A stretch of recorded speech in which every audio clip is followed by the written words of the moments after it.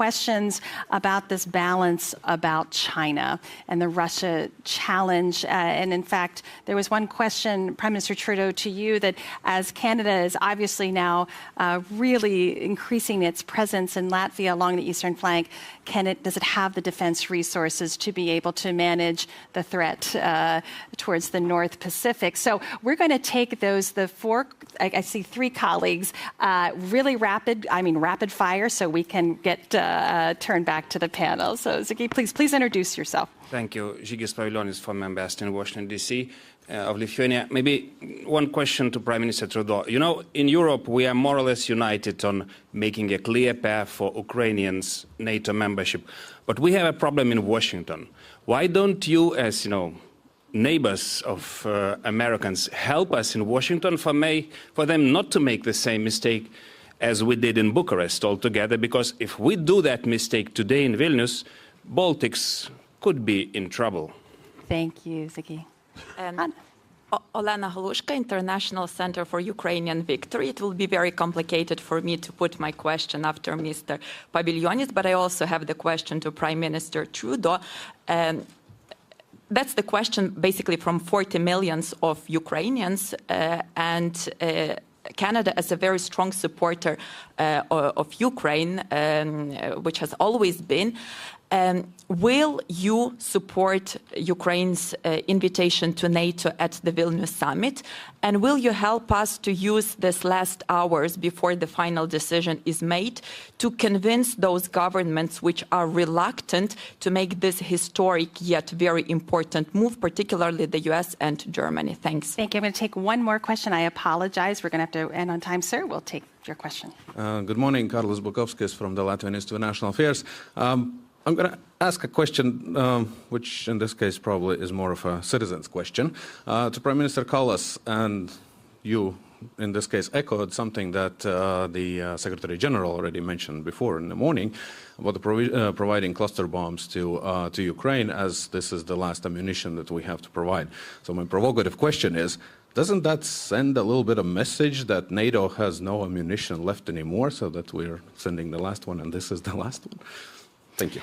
Thank you. And I would certainly encourage everyone to ask U.S. National Security Advisor Jake Sullivan some of those questions that you were asking the panel later today. But Prime Minister Trudeau, and we have about 8 minutes left. Let me just go down the row, if I may. Clearly, Ukraine and the message that the summit will deliver is top of everyone's minds. We'll have that and any ammunition and sort of, again, that defense production issue that's going to keep coming back. But we'll begin and then we'll just work our way down. Canada has been unequivocal from the very beginning on support of Ukraine, and not just because we have the largest Ukrainian diaspora outside of Russia in Canada and have for about 100 plus years been welcoming Ukrainians to settle our prairies, but also because Canadians understand that standing up against Russia here is standing up against any country with a slightly larger army that has designs on its neighbor's territory, which would lead to chaos and destabilization around the world. So as a matter of principle and a matter of friendship, Canadians are absolutely firm on our support of Ukraine, including on welcoming in Ukraine to NATO when the conditions allow.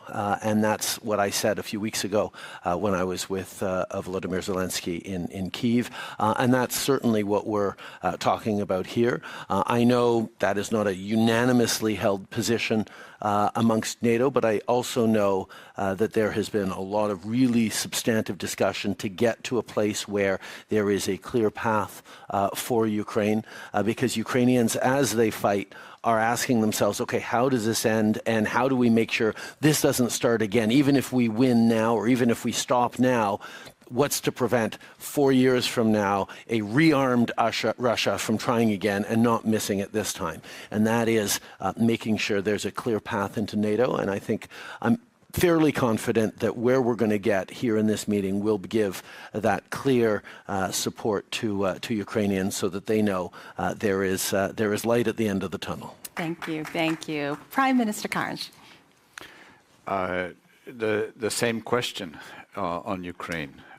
Well, for me, it seems very simple. We want peace in Europe, and there's two ways to have that. One very theoretical, that something massively changes in Russia. I'm not holding my breath.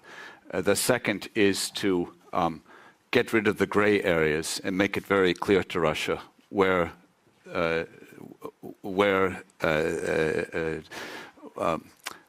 their limit is, and that is NATO. So only when Ukraine will be in NATO will we be able to have a stable peace. It's not a complete peace because Russia will still be there, Russia will still be a threat, but it's only then. So to me it seems very obvious this has to be the exit of this conflict, that an independent, a liberated Ukraine becomes a member of NATO. The only way for a stable peace.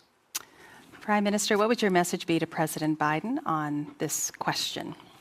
Well, we have been sending those messages, and we are talking about these things. I think fundamentally we have the same view. And again, I mean, going back to Clinton and Gore, who said that when the NATO was enlarging, that we can't leave Ukraine out in the cold with a furry neighbor besides them. So I think we have the obligation. But as Justin said, for us it is very important that we have the path, we have concrete steps that we agree how this is going to happen.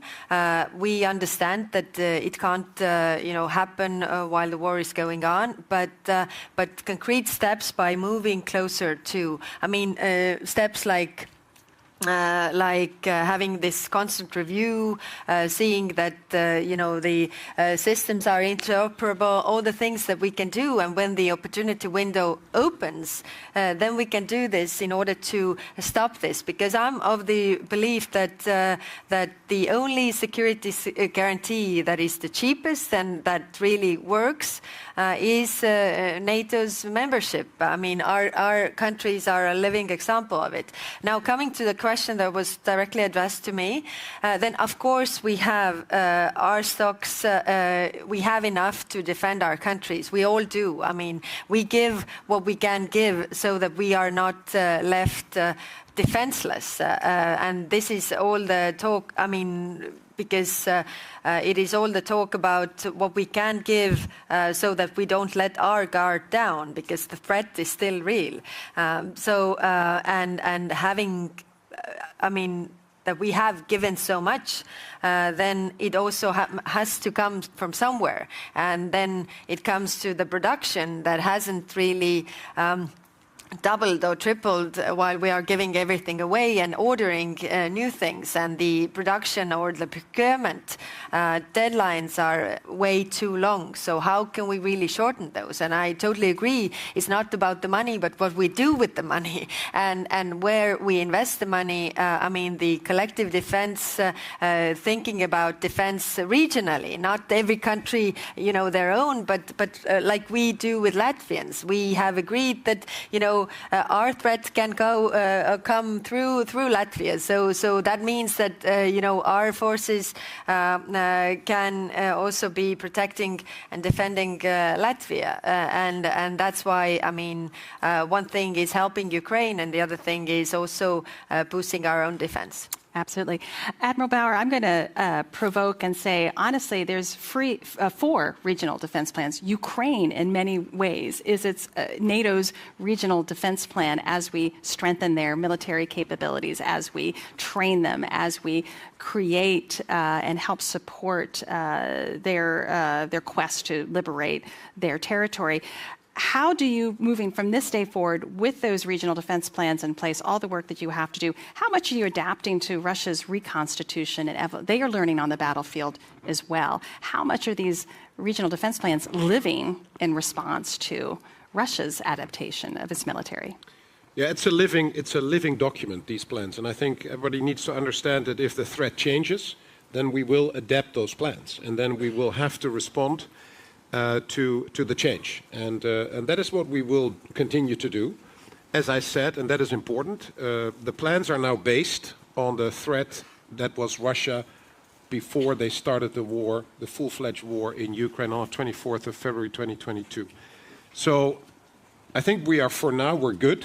if we do what we have agreed in the plans. So it is now to all the nations that they have to implement the changes, invest in the capabilities, get more people, be readier, because otherwise it still doesn't work. If the Russians will reconstitute and in certain areas will become bigger, better than they were, then we will respond to that. As I said, this is the most important part of the NATO summit you may not hear as much about, but this is where we defend every inch of NATO territory. With your applause, would you please kindly thank our wonderful panelists for a great discussion.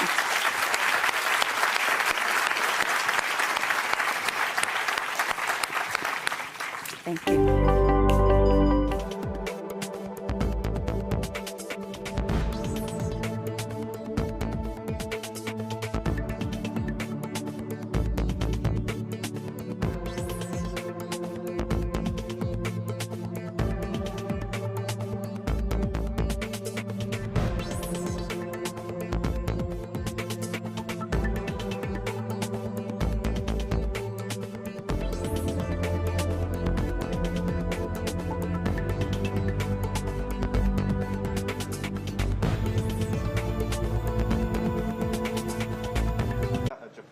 Australia and New Zealand. So once again, thank you for your kind invitation, and I believe that we could have a meaningful discussion to enhance global security and to deal with the emerging new security threats. Thank you.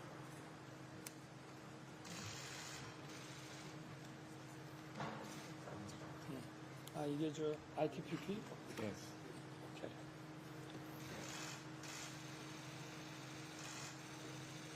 한번 열어볼까?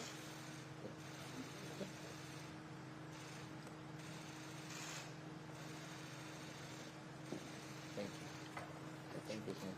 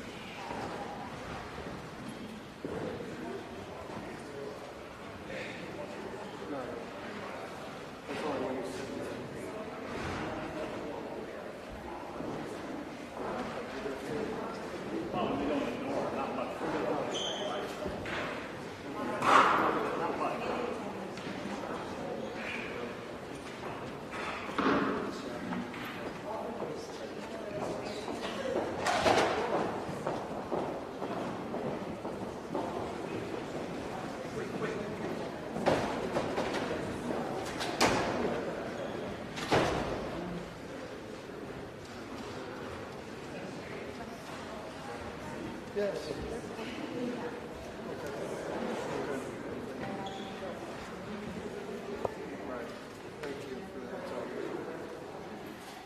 Coming from my left.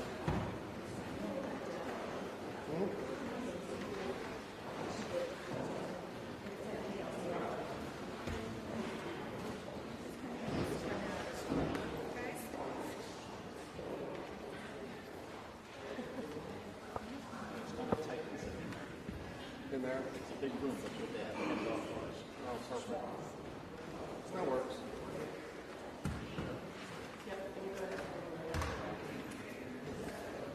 Okay, we're together.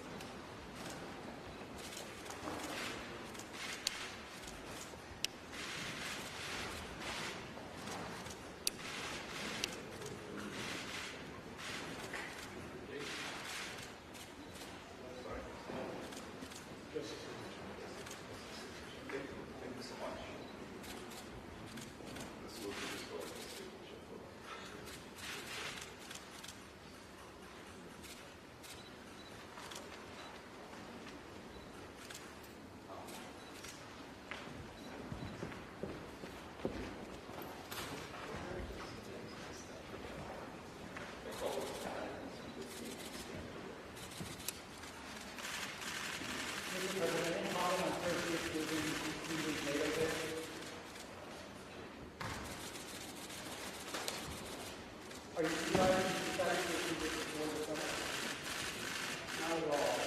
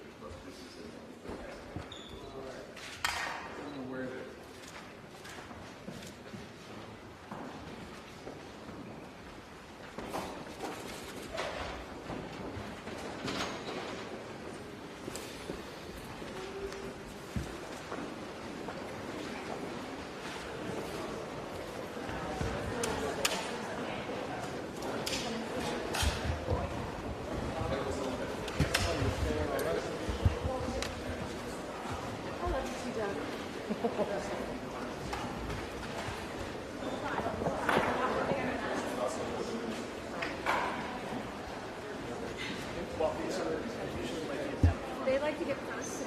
Okay, they can go first and just go down and just shoot over the top of you. Okay. Thank you. We'll follow you. Excuse me. His editorials will stay in the back, don't go up to the road.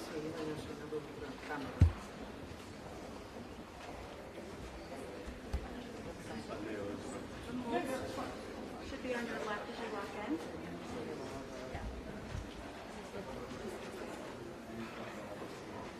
Brian. Well, we're gonna yeah, we're gonna kneel down. And you're already going? Yes.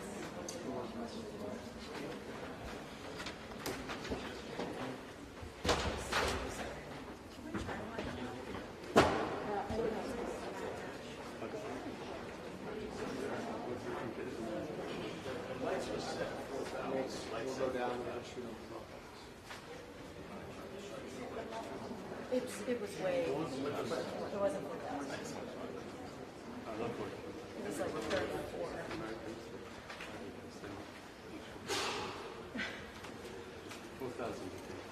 No.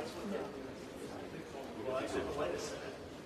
Lights are set for 4,000. Maybe the window. Well, it is really. It's different than here. It's a mixture. So is it clear for the American pool to the left, for the Lithuanian and the rest of the media to the right? Yeah, the bigger spaces from the right.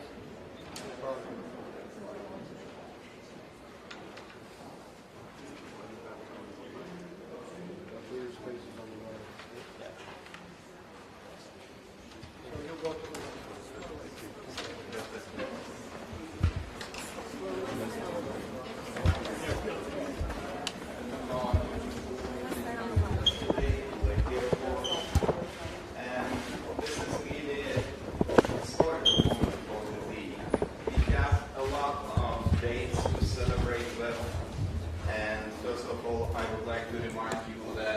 celebrating 100 years of our establishment of our diplomatic relations. Also, our cooperation recently is improving all the time. But I would like also to thank for the non-recognition policy of the United States regarding the occupation of Lithuania in the Soviet Union. It was very persistent policy. It helped us, our spirit, moral spirit high, and I think this is very important to remember too. The situation in our region is unfortunately deteriorating, and you see what is happening around us, and we see Belarus just swallowed into the Russian Federation, and we see that Belarus is becoming additional threat, additional factor of insecurity in the region. So this is the reason why we ask the NATO, we ask our strongest ally, United States, to pay a consistent attention to the security of our region. And I think the NATO summit, which takes place in Vilna, in absolutely near proximity to adversary countries, this is symbolic event. Symbolic, but also at the same time, this is a great opportunity to take the bold decisions, and we expect that they will be done. This is very important to mention that we already have this Vilnius meeting as historical one, even before it started, because the membership of Sweden is already on the table, and I think we will welcome the 32nd member of NATO very soon. We have regional defense plans approved, and now it's important that they become executable by the end of this year, with repositioning, with assigned forces. We are probably, Lithuania is one of the most enthusiastic supporters of transatlantic bond in Europe, in the European Union, because we think that your participation, your attention is extremely important in this field of geopolitical uncertainty. And at the same time, Lithuania is intending to acquire military equipment from the United States, and I would like to mention Black Hawks. Also, we intend to buy HIMARS, JLTVs, Oshkoshs, and all this military equipment helps us to modernize our military forces. At the same time, we closely cooperating with Germany, and recently the very good decision was announced by Defense Minister Boris Pistorius to scale up the forward presence of EFP country Germany in Lithuania Lithuania up to brigade size on a permanent basis. So I think it would be very positive to welcome this decision and welcome the engagement of all EFP countries in the region to increase the forward presence in our region. So, Mr. President, thank you so much for your participation in our NATO summit. I am looking forward to closely cooperate with you and with our colleagues during these 2 days. I'm looking forward to be able to listen to your speech tomorrow in Vilna University. It will be another historical moment for Lithuania, and all Lithuanian people greet you so warmly. Even Vilnius, you see, it's a little bit empty right now, but this is because of security restrictions, and some people decided to leave the city just to avoid some inconveniences. But you know, in our hearts, from bottom of our hearts, we welcome your visit, we welcome your arrival, and we are looking forward to cooperate with the United States in the future. Well, Mr. President, thank you for the welcome. Thank you, team, as well. You know, it's great to be back in Vilnius. I was here in 2014 as Vice President, shortly after the Russian invasion of Ukraine, the first time. And at the time talked about what I thought Russia was likely to continue to do. Some people were somewhat skeptical of my judgment at the time. And unfortunately, it turned out to be accurate. And the United States is here today to reaffirm our commitment to NATO, but also to Vilnius. Look, we go back a long way. And when we were committed to Lithuania and to the Baltics and to NATO. I remember, you may recall, when we were having a debate in the United States Senate about enlarging NATO, and I was arguing very strongly the Baltics should all be part of NATO. And very, very added value. And our pledge to be with you has not wavered. It didn't take us long to get thousands of troops here when Russia invaded the second time. So we'll be able to be assured that you're going to have all that you need. We have Secretary of Defense today. We can send him along. He's enough. All kidding aside. And look, as I've said before, we take, NATO takes, all of us take, Article 5 literally. 1 inch of NATO territory means we're all on the war together against whomever is violating that space. And we're going to defend every inch of it. And I want to thank you, Mr. President, for hosting this historic summit at an important time. The first time that NATO leaders will meet the 31 together, and looking forward to meeting very soon with 32 members, with the addition of Sweden. The leader of Sweden was just in my Oval Office not long ago, and we were hoping this would occur when it did, and I'm confident we'll get that done today. And in the coming days, we're also going to discuss a range of issues, how to strengthen NATO's eastern flank and modernize NATO's deterrence and defense capabilities. And we're going to be doing it in a place where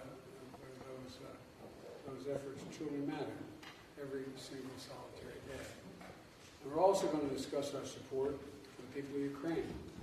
And I want to thank you for your partnership and leadership as we take on this challenge together. So I look forward to our conversation today and to continue to stand with you and all the people of Lithuania for a simple reason: shared values, for the same value set, support. That's what NATO is all about. That's what the Transatlantic Alliance is about. As you probably heard, I'm a very strong supporter of the Transatlantic Alliance. I've learned that nothing happens here that can affect us. We're all in. Looking forward to the day. Thank you. Mr. President, when did you find out that President Erdogan dropped his objection over Sweden? Thanks, guys. Mr. President, Thanks, guys. Thanks, guys. Thanks, guys. Thanks, folks. Right out this way. Thank you, folks. Right out this way. Right out this way, Corey. Thank you. Thanks, everyone. Thanks, everyone. On the front line right now, waiting for a strong signal that they will join NATO. Thank you, sir. Thank you, guys. Thank you, President. Press. Moving out. Thanks, Press. Thanks, guys. Thank you.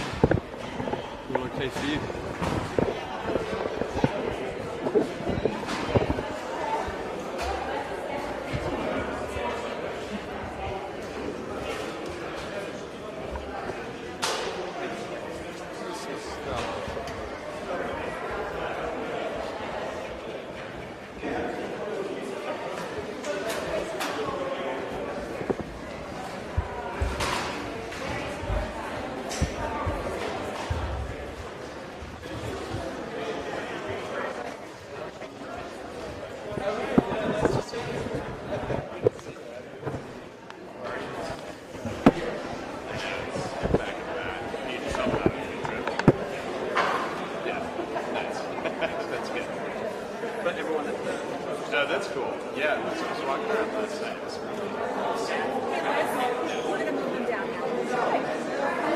Okay, yeah, good to see you.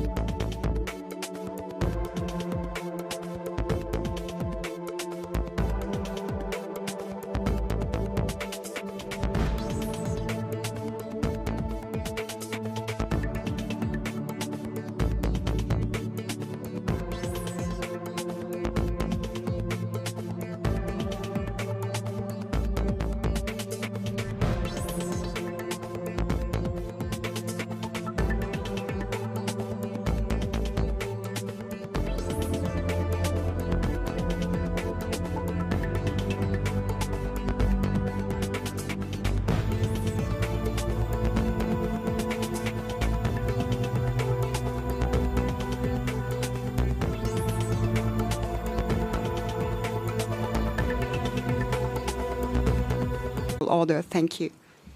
Thank you so much for the question. There is a new geopolitical and geoeconomic reality around the world, not only in Europe, around the world. And we've seen this with the pandemic, we've seen this with the financial crisis, we are seeing now with war in Europe, we are seeing a different landscape in geopolitics and geoeconomics. So what we can say, and what I can say, and I think everyone would agree, that all of us will have to pay a premium for economic security. Economic security doesn't mean not to do business and not to do trade and not to basically hamper international commerce. That needs to continue. But we have to make sure that we are not basically just by negligence or just by not recognizing the new reality in the world that we are now becoming vulnerable economically. In supply chain, we do not want to replace the hyper-dependency on Russian gas with hyper-dependency on rare earth and materials from other players. So how to find the balance between continuing to do business, we need to do business, business is good, it's growing the economies, it's creating jobs, but in a way that will be making sure that we are not importing risks, because the geopolitics and geoeconomics of the world are intertwined like never before. And this is why that's what we do in NATO, that's what European Union is doing, and I see Charles Fries, my good friend here in the audience.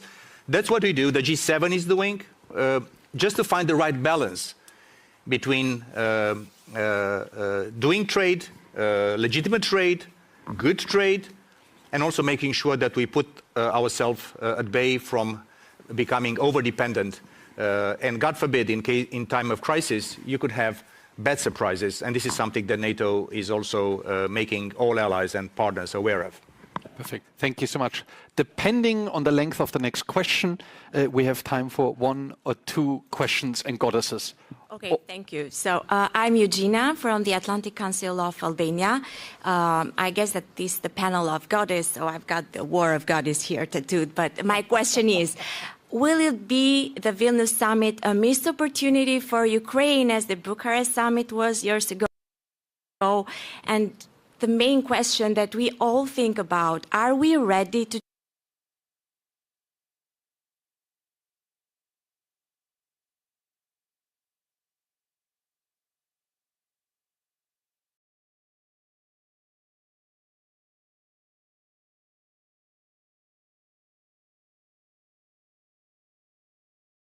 trigger Article 5?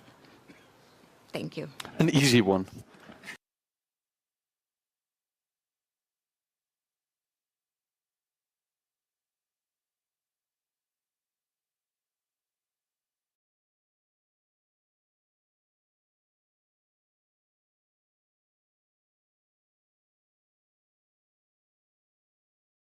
Yeah, that tattoo I think is dangerous.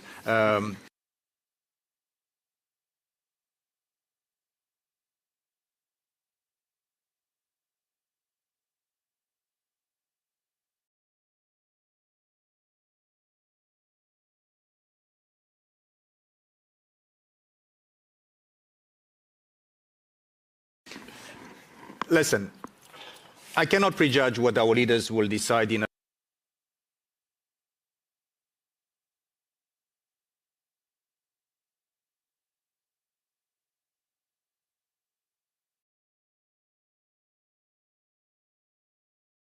a few hours and in the next 2 days here in Vilnius. I can say something that I know and I also feel it. This will be a landmark successful summit for this alliance.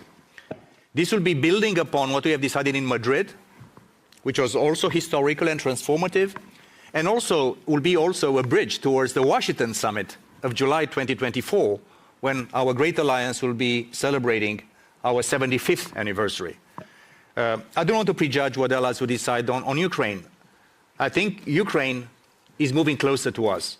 Secretary General has said it in the morning in his very forum. I'm confident that on all the big pieces that we have been preparing for 1 year in NATO, and our leaders will decide, good news for Ukraine, good news for Sweden, good news for defense investment, good news for technology, good news for our partnerships. We've been meeting, the Prime Minister of New Zealand will be meeting all our Indo-Pacific partners in a minute with the Secretary General. So I would say, without declaring victory before the curtain falls on this beautiful summit, that the Vilnius summit will be remembered as one of the most successful summits we had in some time, and this is why we're here. And I want to thank also our Lithuanian hosts for the impeccable organization of this summit. Speaking of the curtain falling, we have 1 minute and 1 second for a very brief question and an even briefer answer. Thank you. Thank you. Charlie Salonis, Pasternak, Finnish Institute of International Affairs. We heard earlier that the plans are based on two threats, Russia and terrorist organizations. Culture, language plays a lot in how deterrence is perceived. How is NATO now going to change or changing the way it communicates deterrence and STRATCOM more broadly to these adversaries? Let me say just very briefly that it's not only the geopolitics and geoeconomics are changing dramatically, but also the very definition of security is changing dramatically. We have cyber, we have space, we have climate change and security. We have so many resilience that we are doing a lot in NATO about. And we're doing a lot with the Munich Security Conference and also with the GMF and Atlantic Council on many, many fronts together. So what I'm just saying that is not only STRATCOM, which is important, but is also substance. So nothing that relates to security in the broadest definition of terms is stranger to NATO. We have the obligation to do the bread and butter, deterrence and defense, making sure that we resist these aggressions from all over directions. But also the business of NATO is to make sure that we are always adapting to a changing definition of security and a changing world. And that's why NATO has been labeled until now, and that's not STRATCOM or marketing, not even for number twos, the most successful alliance in history. Why? Because we showed unity in times of difficulty, and we have a gene of adaptation inside NATO. And before closing, because it's last second, I would like to thank also the audience, not in this room. I'm very happy to see my friends from Aspen, Romania, and others. I know that this public forum is a great success, and I want to thank my colleagues, the organizers. Carmen, you're coming here. I think we should give you a round of applause too. Let's give a round of applause to Carmen. And like in every good action movie, our timer stopped with 1 second to go. Thank you for joining us. A great number two you are. Good luck for the summit, and thanks for being such a loyal guest and friend. Thanks, everyone. Thank you.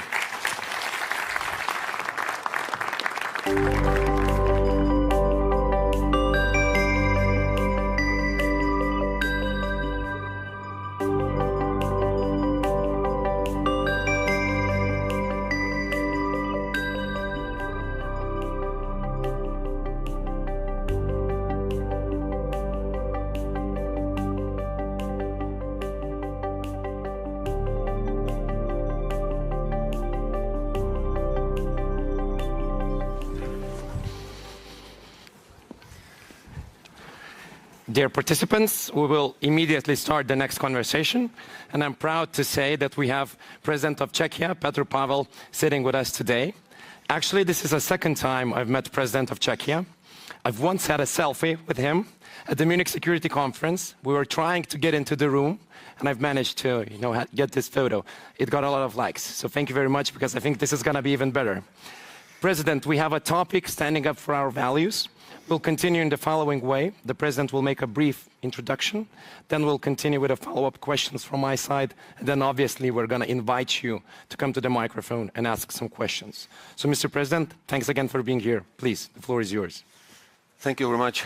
Good morning to all of you. I have to admit that I feel a little bit embarrassed to talk about values to such a distinguished audience. It's like preaching to the converted. So I will limit myself to a couple of introductory remarks before we get into a discussion. First, I see the issue of values today probably more important than ever, because with regard to the security situation, both regional and global values matter probably the most. What we see ongoing in Ukraine is not just a regional conflict between two countries having a territorial dispute. It's about what and how we see the world working. If we see the world working along respect to the rules, the norms, if we see the world based on some common values, or if we see it as a world where bigger stick matters more. Ukraine is in a similar situation that my country experienced many years ago. Ukraine just wanted to be free in their decision to where do they want to go, where do they want to belong, which way of life they want to live. If anyone told me and my compatriots 30 years ago that we are not allowed to join NATO or join the EU, we would get offended, because we thought at that time it was our right to take a choice. Of course, with respect to the organizations of which we wanted to become members, but of course we wanted to have a sovereign right to decide on our own future. And now when Ukraine wants to do the same, many people say, well, let's look at the security interests of Russia, because they have justified arguments to protect their close neighborhood. I think we have to look at the problem in Ukraine from the position of these universal values. We may not like Ukraine, we may not like Ukrainians, we may have a number of concerns about corruption, about oligarchs, whatever, but if we just accept that they have the same rights as we want to have, then it becomes a matter of principle. And that's why I think it's our obligation to assist Ukraine in their fight against Russian aggression. Because if we allow Russia to prevail in this conflict, we would corrupt all the foundations on which our societies are built. One more comment. This issue is not only linked to the conflict in Ukraine. It is much broader, because what we see globally, unlike in the past when we saw the confrontation, ideological confrontation between East and West, today what we see is a global competition of the systems. On one hand, democratic countries, wherever they are. On the other hand, different types of autocratic regimes, being it China, North Korea, Iran, Russia, and many other countries in Africa that are closer to autocracy than to democracy. All these countries follow a different set of values. And their argument is that the West, the democracies, have developed the existing world order to fit their interests.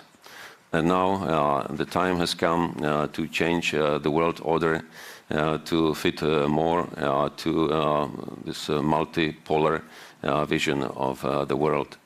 The argument goes, especially from Russia, that Western, mainly liberal democracies, are rotten, are in fact beyond horizon. And now they are the true protectors and the saviors of Christian values. Or, like Chinese put it, they suggest that their civilization, being much older than Christian civilization, is in fact superior, and their system is much more efficient, resilient, and thus designed to dominate the world in the future. If we don't like that approach, the only way how we can prevent it from being superior is to protect and promote our values, not only against our opponents, but also against our own internal problems that we have. Sometimes we can call it populism, sometimes extremism, but there are also some internal enemies that erode our system of values.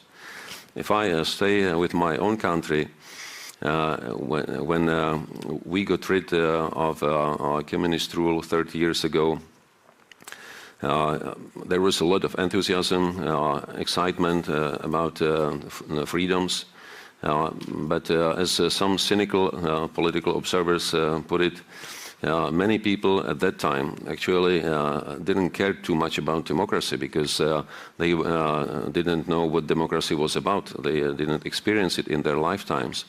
They only wanted to have more freedoms and to have better lives. And one of the things that we have omitted to some extent was the education towards values. So that whatever we do it well based in the understanding of balance between freedoms and responsibility that goes beyond our own country, also to develop a sense of solidarity with other like-minded countries based on the same system of values. And that is bringing us back to the situation that we will probably be discussing most these 2 days, and that is that we are all responsible for how our region, Europe, will look like, what will be a European contribution to global security. That's why I think we should promote the idea of a strong NATO, strong EU, but also strong links to all other democratic countries. I welcome very much that we have invited for this summit our Asian Pacific partners. I would also encourage all of us to cooperate with other democratic countries and with all countries that are willing to put negotiations above confrontation to make a world a safer place. So this is all for the introduction, and now I believe I'll be happy to get some questions. Mr. President, thank you. Thanks a lot. I would like to ask about the Western reaction to Russia's brutal aggression. So you talked about it. We're standing up for our values. Are we still standing strong, or are we, feeling the sense of fatigue, of energy prices rising, of war in general as a topic, as if we're facing it directly? Do you sense that in Czechia and in the broader context of NATO countries? Well, war fatigue is a normal phenomenon that we observe in all the conflicts that I remember. Not just on the sides of two fighting countries, but also on the side of all supporting countries. From the very beginning, the pictures of the horrors of war are so terrifying that everyone is excited and to do something to help all those in need.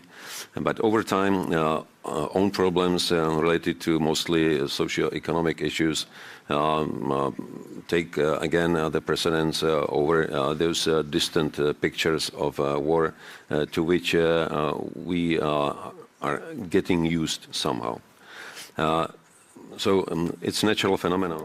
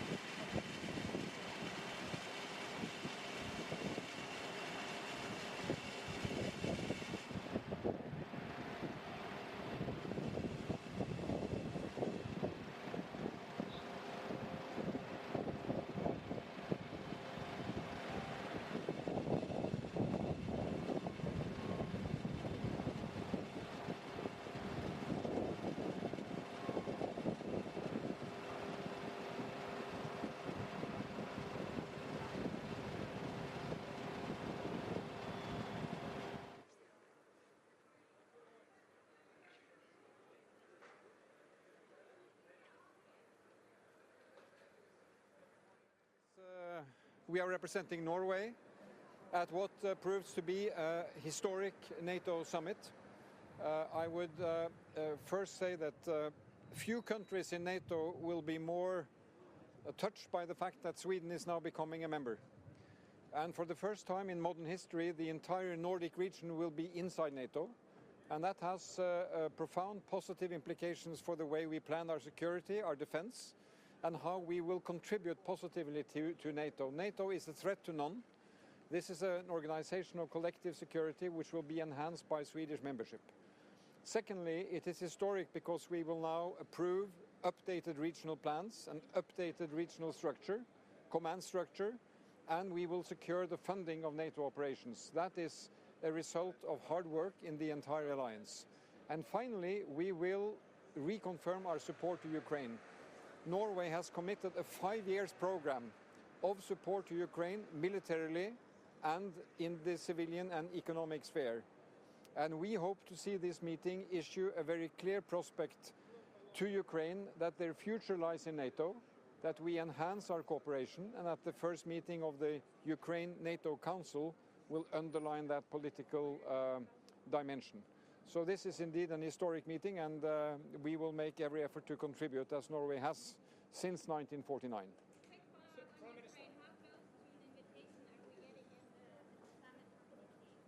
Well, I think this will be consistent with the pledge made in 2008.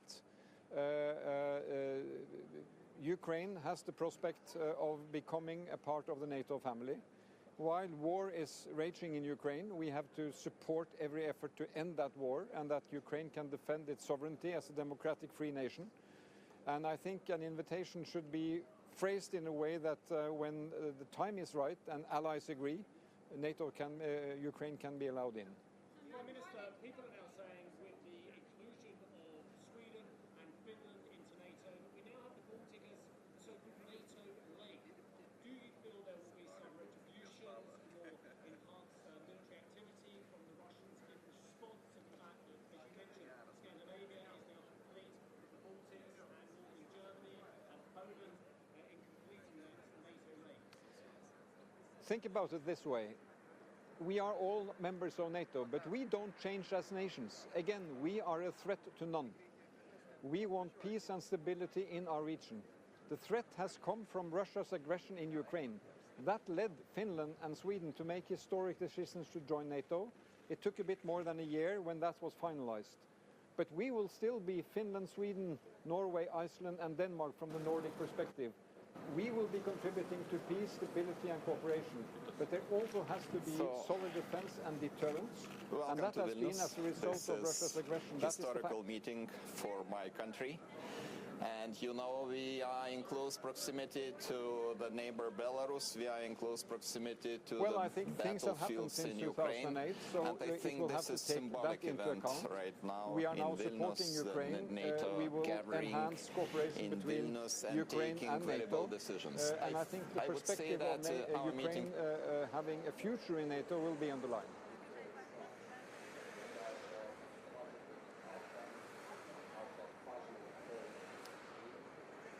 Well, there are discussions among in the G7 sector of having security guarantees, assurances. That is outside NATO, but I expect that to be discussed also here at the summit.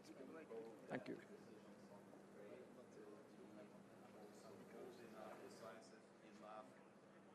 Meaning that we will not only repeat the mantra of open doors of NATO, but also show the clear pathway how to proceed, how to find these doors, and as conditions allow. And Ukraine, and it was repeated during my recent bilateral meeting with the President Joe Biden, it will be possible to become full-fledged member of NATO as the conditions allow, if the war is over and the reforms are implemented. By the way, the reforms should be implemented anyway, because Ukraine is approaching European Union membership too. And this is the reason why this country, even being in the middle of the war, is doing great job in implementing the reforms of anti-corruption and other reforms. The defense investment pledge, 2% as a bare minimum, 2% as a floor instead of ceiling.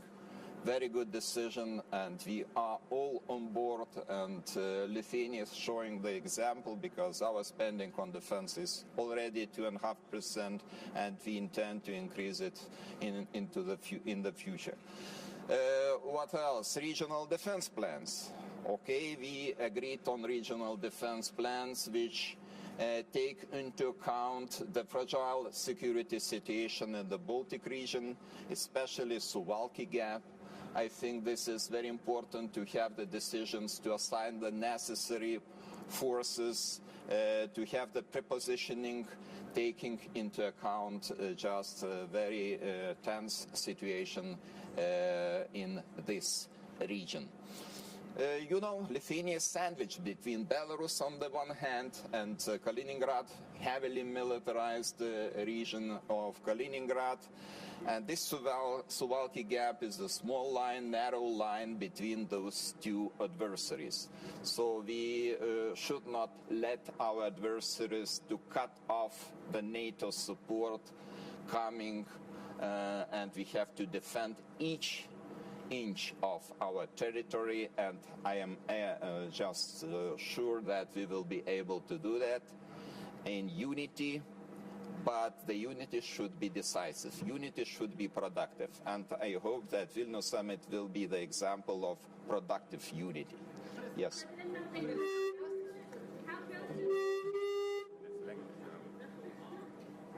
To an invitation is Ukraine getting today?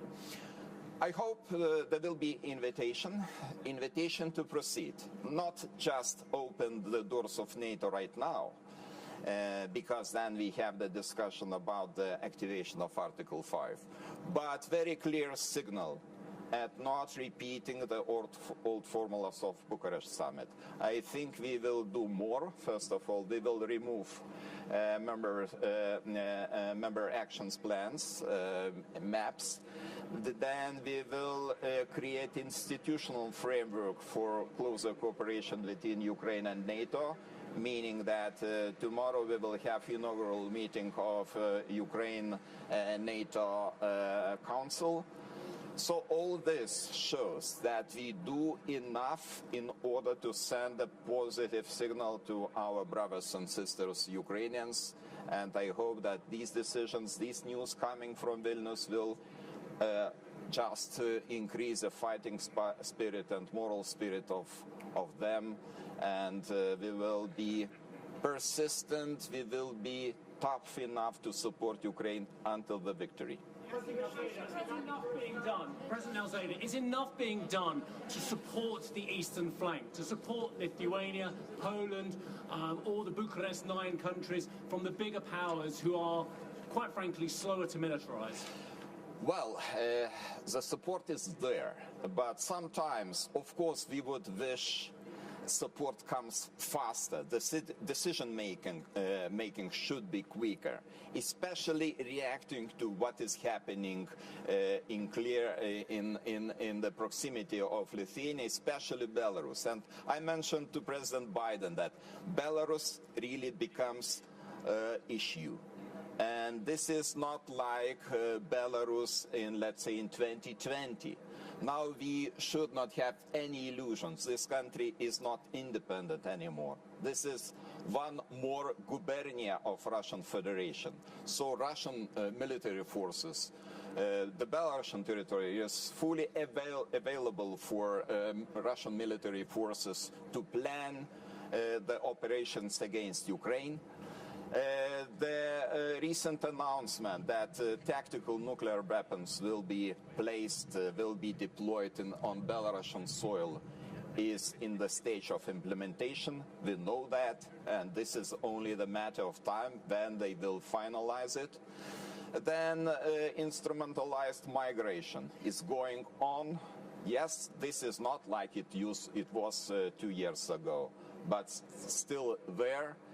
So all this as a complex shows that security situation in our region is not stable, is not improving, is deteriorating.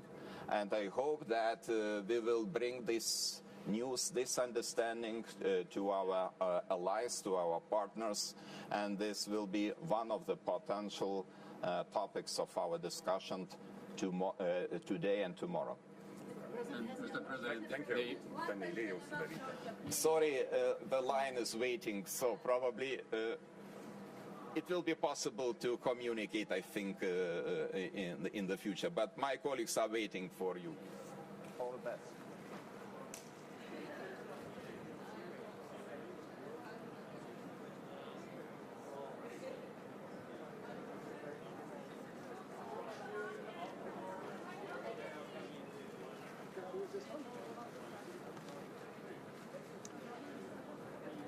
Good morning, everyone. Really happy to be here at this NATO summit. Politically, a very important summit, but also symbolically to have this NATO summit here in Lithuania and one of the Baltic countries. Main message, of course, is our unity towards Ukraine. I think what we have shown over the past 17 months was definitely unexpected from the other side, and the support that we have given, I think, is only showing what we will be able to continue, and we are in here for a long so run. it's a great day for Finland. For the first time we are full members attending the NATO meeting. The first good news we heard already. I mean that our good neighbor Sweden has succeeded in their negotiations to get some green light to their membership. And that is most important for us in Finland too, not just because they are good friends and neighbors, but they are very much needed in securing the Northern European security. So I have all the reasons to expect that we get more positive news during these days, and looking forward for that. So, please.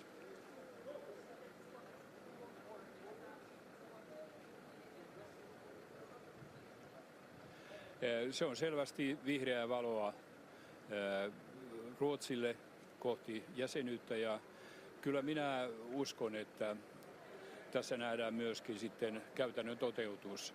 Kuulimme myöskin jo Unkarin kohdalla, että kyse onkin vain teknisestä tilanteesta, jolloin toivottavasti saamme Ruotsin mahdollisimman äkkiä mukaan täytenä jäsenenä.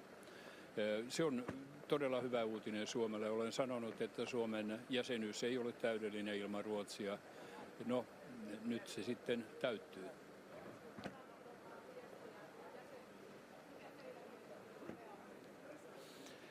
Ensinnäkin koko tälle kokoukselle on varmasti äärettömän tärkeää, että kyetään antamaan hyvin yhtenäinen ja myönteinen signaali ulospäin. Tämä liittyy nyt vähän siihen pitkään keskusteluun Suomen ja Ruotsin jäsenyydestäkin, joka näytti ulospäin hivenen hajanaiselta. Nyt tuo Ruotsin kohdalla ratkaisu on selvä askel siihen, että täällä signaali on paitsi Ruotsin jäsenyys, niin myöskin tietty yhtenäisyys. Ja uskon, että tuon Ukrainan tilanteen kohdalta löytyy sellainen formulaatio, josta voidaan olla yksimielisiä. Ja sitten tulee olemaan mielenkiintoista nähdä, miten presidentti Zelenski omalta kohdalta asian näkee, kun hän tänne saapuu.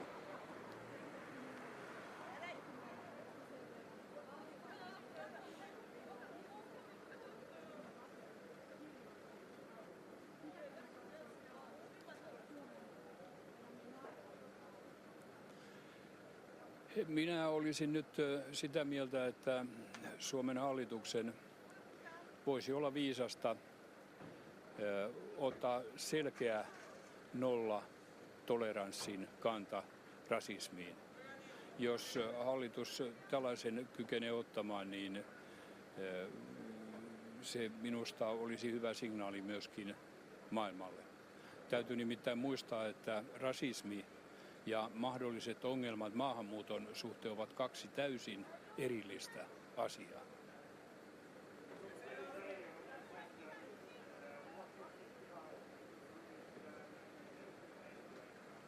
Well, we are surely very delighted. That's very important, not only for Finland, but for Northern Europe, for NATO as a whole. So it's first positive news what we can now hear from this meeting. I'm very confident that what they agreed, that the result be Swedish membership. And we heard also Hungary saying that it's only a technicality question for them. So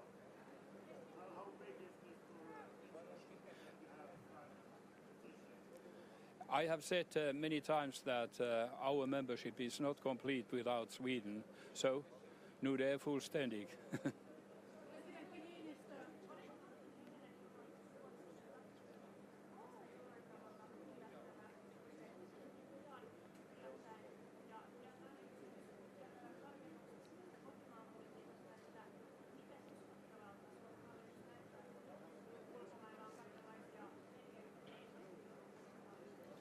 Niin, olen tämän Ruotsin jäsenyyskysymyksen kohdalta aika useaankin kertaan nyt etukäteen sanonut, että odotan kyllä positiivista liikettä. En sinänsä, että Ruotsi olisi täällä mitenkään jäseneksi asti ennättänyt virallisesti, mutta kyllä tässä nyt suunnilleen kävi niin kuin ainakin itse vähän toiveikkaastikin odotin. Ja mitä sitten tulee Suomen hallitukseen, totesin jo mielipiteeni tai sen, mikä minun mielessäni tässä asiassa on, en sen enempää lausu.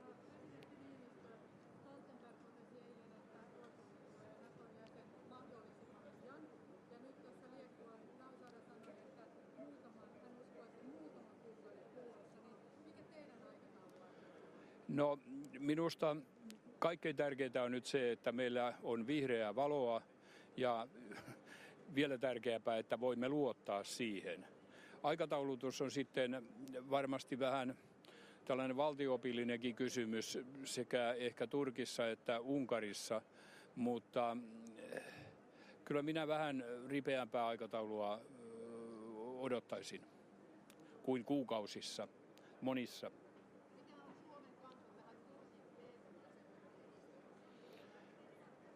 Meillähän on jo vuodelta 1999 Helsingin huippukokouksen päätös, jossa Suomi voimakkaasti myöskin tuki Turkin jäsenyyttä. Ja sitä Suomen myönteistä kantaa ei ole kyllä muutettu. Tosin se on nyt sitten ollut aika lailla levossa, niin kuin koko prosessikin.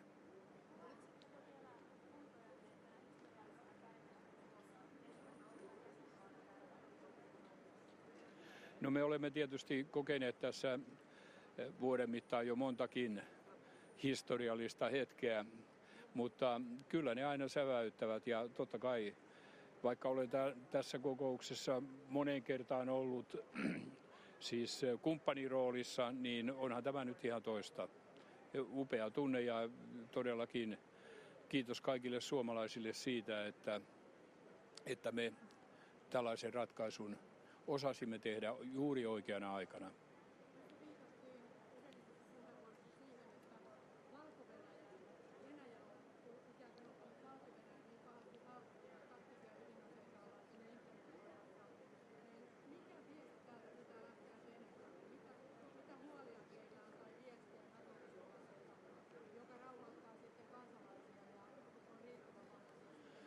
No minusta ensimmäinen hyvä vakuuttava viesti on se, että NATO on yhtenäisenä ja yhtenäisenä tukemassa Ukrainaa.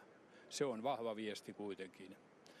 Sitten tietysti vähän toinen raide liikkuu nyt G7-maiden toimesta. Heillä on tarkoitus ilmeisesti jossain vaiheessa julkistaa myöskin oma käsityksensä, joka liikkuu sellaisen termin kuin security assurance alla. Jotenka kyllä tässä viestiä tulee, mutta tästä kokouksesta tietysti tulee se yhtenäinen tuen osoittaminen Ukrainalle ja varmasti myöskin tuen osoittaminen siihen, että Ukraina saavuttaa ne ehdot tai kriteerit, niin kuin sanotaan, mahdollisimman nopeasti ja riittävällä tavalla, jotka NATO edellyttää. Hyvä. Kiitoksia. Minä en näe teitä.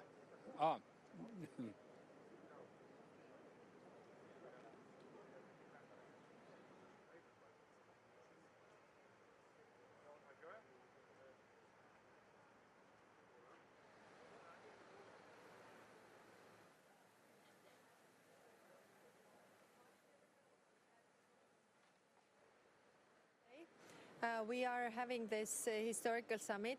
First of all, we are again reconfirming that Russia is the biggest threat to NATO's alliance.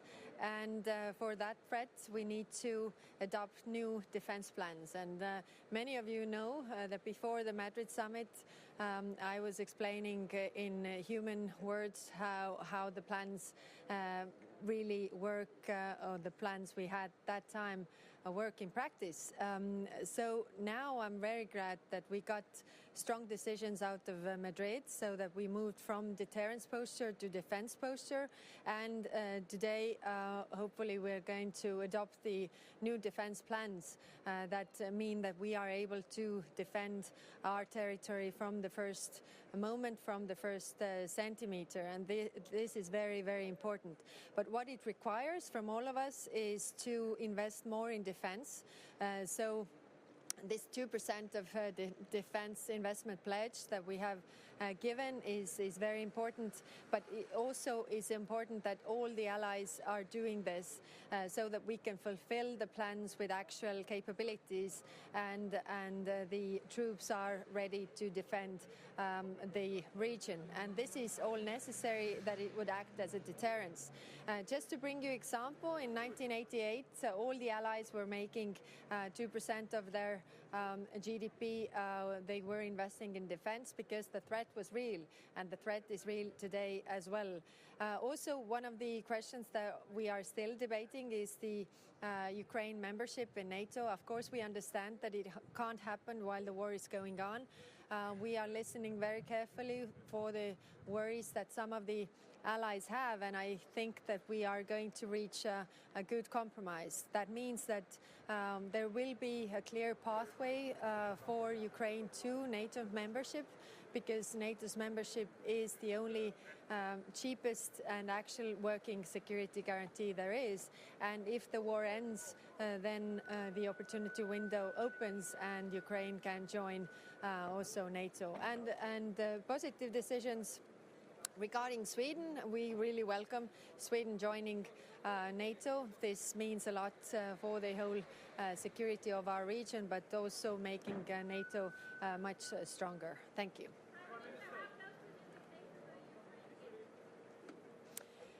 Of course, we can't draft Ukraine into NATO. We have to have concrete steps how Ukraine will get into NATO when the war is over.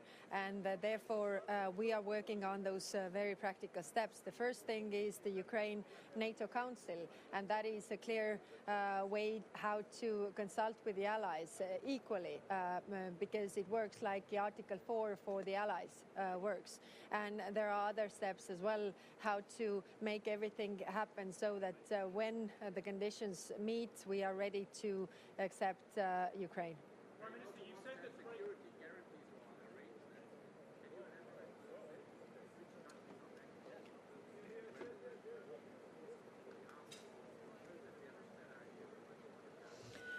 Of course, security assurances, knowing that those security assurances were given some time ago as well, and they didn't really function because the war is going on. So that now the G7 countries are thinking of providing the military assistance to Ukraine when the war is going on. And all the other allies can also join this pledge. G7 is the leading force because they are the biggest allies in NATO.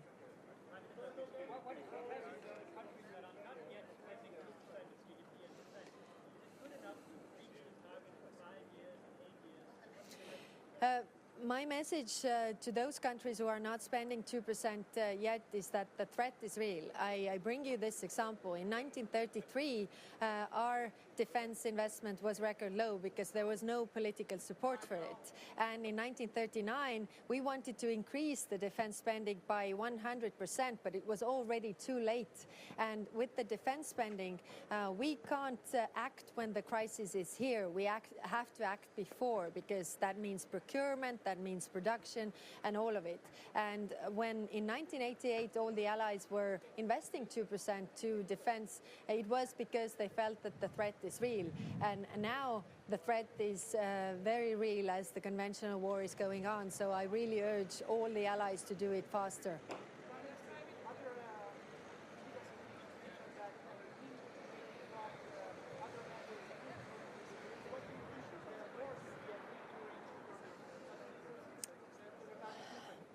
This work has been very intense. I mean, the debates are going on all the time. We have 31 countries that are all democracies, and in democracies we debate, and we have reached already a good compromise and working on this as well. As I was mentioning, the NATO-Ukraine Council is the first step. Dropping the map is also one of the conditions, but also practical steps how to get to the membership. I mean, interoperability of equipment.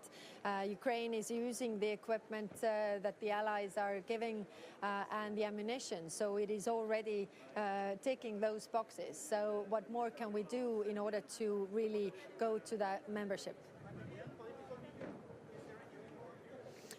In political medium, we hear the worries that different allies have regarding the membership, but these are the same worries that were regarding us joining. And I just recently read the book about NATO's history, and it was very interesting how Germans at the time when the Visegrad countries were accepted didn't really want the Visegrad countries in, but then one of the representatives said that it's better that the Poles fight than the Germans fight the Russians. So here we have the Ukrainians fighting and not the Germans or Estonians or Americans.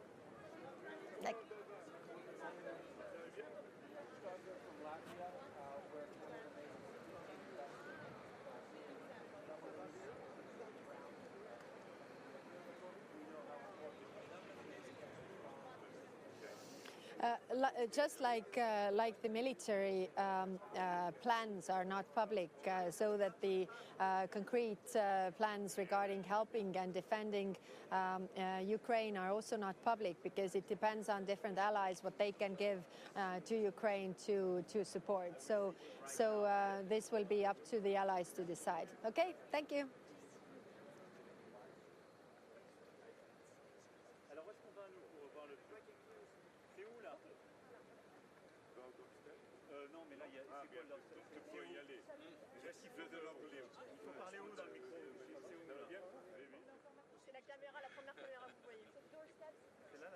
First country to ratify NATO's accession, Sweden's accession to NATO, and we're very pleased to be it. Le Canada a doublé ses intentions en termes de troupes au niveau de la Lettonie. On va continuer d'être là pour appuyer l'Ukraine, et on va continuer d'être là pour être un partenaire fort à l'OTAN. Merci beaucoup tout le monde. Thank you.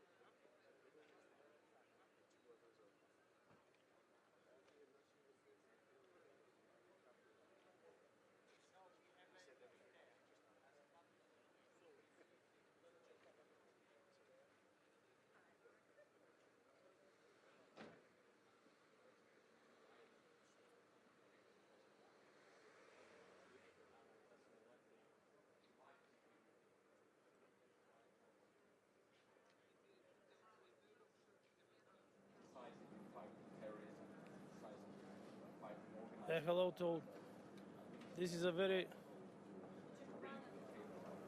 Прво, ова е исклучително важен состанок, доаѓа во многу важен момент, во момент кога практично се води војна во Украина.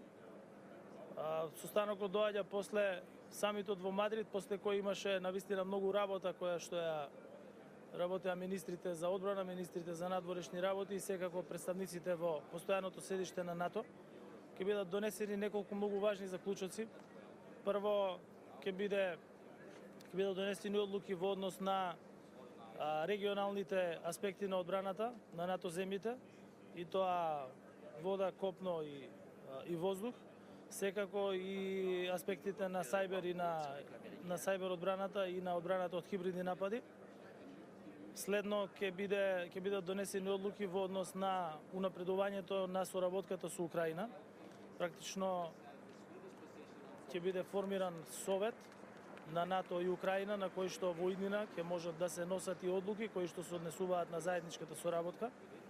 Дополнително во однос на финансирањето на сите овие зголемени потреби за одбраната во овој нов геостратешки контекст, ќе биде донесена одлука во однос на финансирањето, и тоа значи дека 2% од бруто домашниот производ ќе биде практично минимумот за финансирање на одбраната, со тоа што најмалку 20% да бидат за модернизација.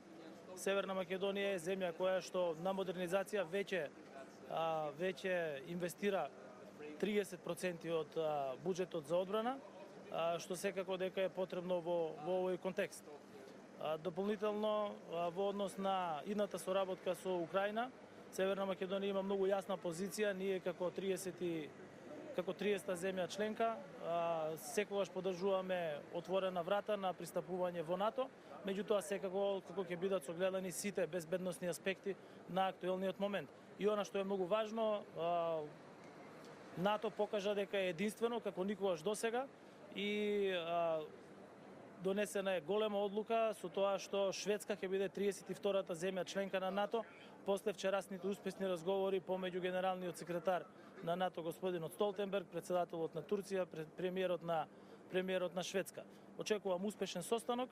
Мојот ден денес ќе започне со билатерална средба со премиерката на Естонија, утре имам билатерална средба со премиерот на Грција и секако одделни состаноци и со индопацифичките држави, наши партнери, со кои што ќе разговараме за глобалните аспекти на безбедноста и одбраната. Благодарам.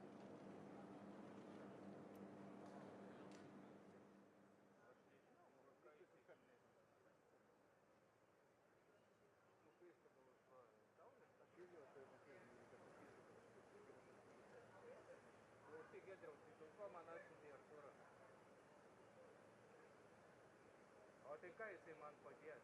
Dabar iškvietimo nėra. Padės man nereikia, Giedriau, tai reikia tik tai, kad leidonai žinotų. Tai gerai, tai aš perduosiu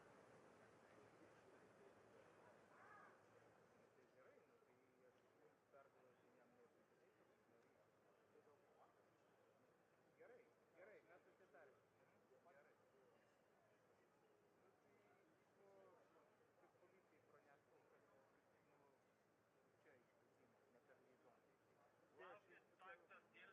Išvykimui tam buvo paruošta. Tai čia nuo aprobar kalbam. Aš tai nužiūrėsiu. Atsistosiu kampe, kad to netrukdytų šitą gražos vietos. Savo vaikų. Vėl operatorius. Jeigu tu reikės, tu dėl manęs, jeigu tu turi reikalų, tai savo reikalus.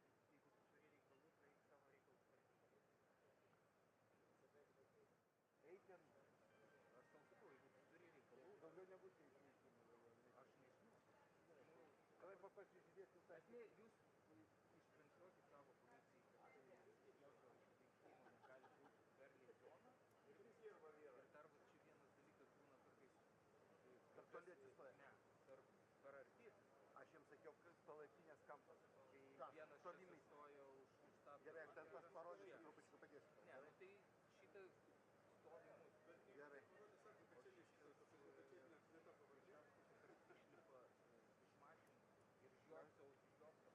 Aš jums sakiau tavo stebėti, išlipti tam, kad stebėtų tave. Ką tu darai, ar tu davai, ar davai. Nu, tai... Bet ne tą reikia.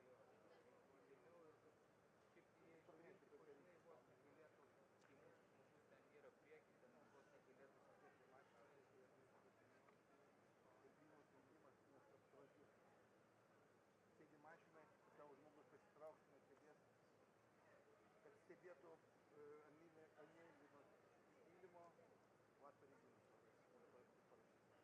veiklą. Geriausiai ir stojam tolimiausiam kampe baltuosius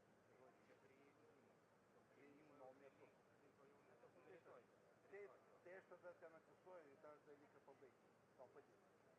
Kad varnų nebūtų. Gerai, nu, jau atėjau aš, mano metalo. Tai gerai, tada aš traukiuosi iš žurnalistų pagalbos. Gerai? Einat. Tu manęs nepastebėsi. Gerai?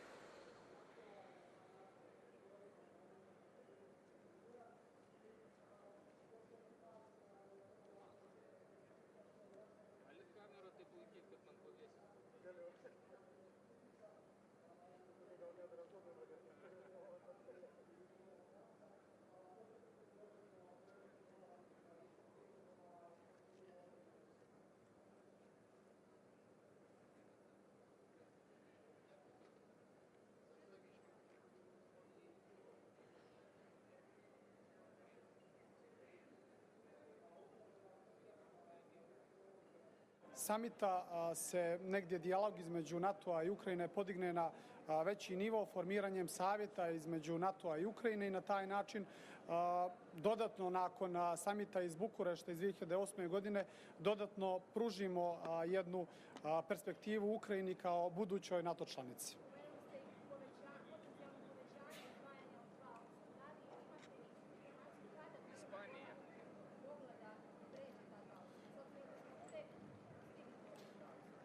Tako je, pa ove godine će negdje stavljati fokus biti na to da neće više biti samo cilj dostizanje 2% izdvajanja u odnosu na BDP za odbranu, nego će to upravo biti negdje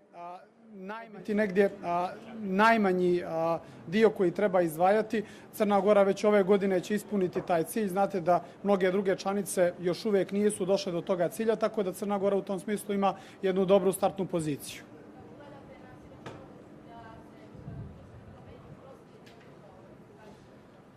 Pa mi smo svi srećni što je upravo ovaj samit, prvi samit na kome Finska učestvuje kao punopravna članica, a upravo su jučer došle dobre predsjednika vlade Švedske gdje je odmrznut proces ratifikacije ulaska Švedske u NATO, tako da ja očekujem da to u turskom parlamentu ubrzo bude i okončano, čime će Švedska postati još jedna 32. punopravna članica NATO alijanse. Mislim da svaka zemlja ima svoje pravo da bira svoju spoljnu politiku i da građani iz svake od tih zemalja su izabrali i to je to što imam tu da kažem. Zahvaljujem.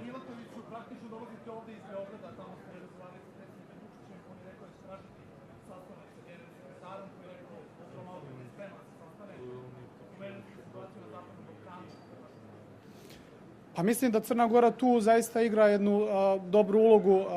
Zemlja koja promoviše mir i stabilnost. Zabrinuti smo sa situacijom i tenzijama na sjeveru Kosova.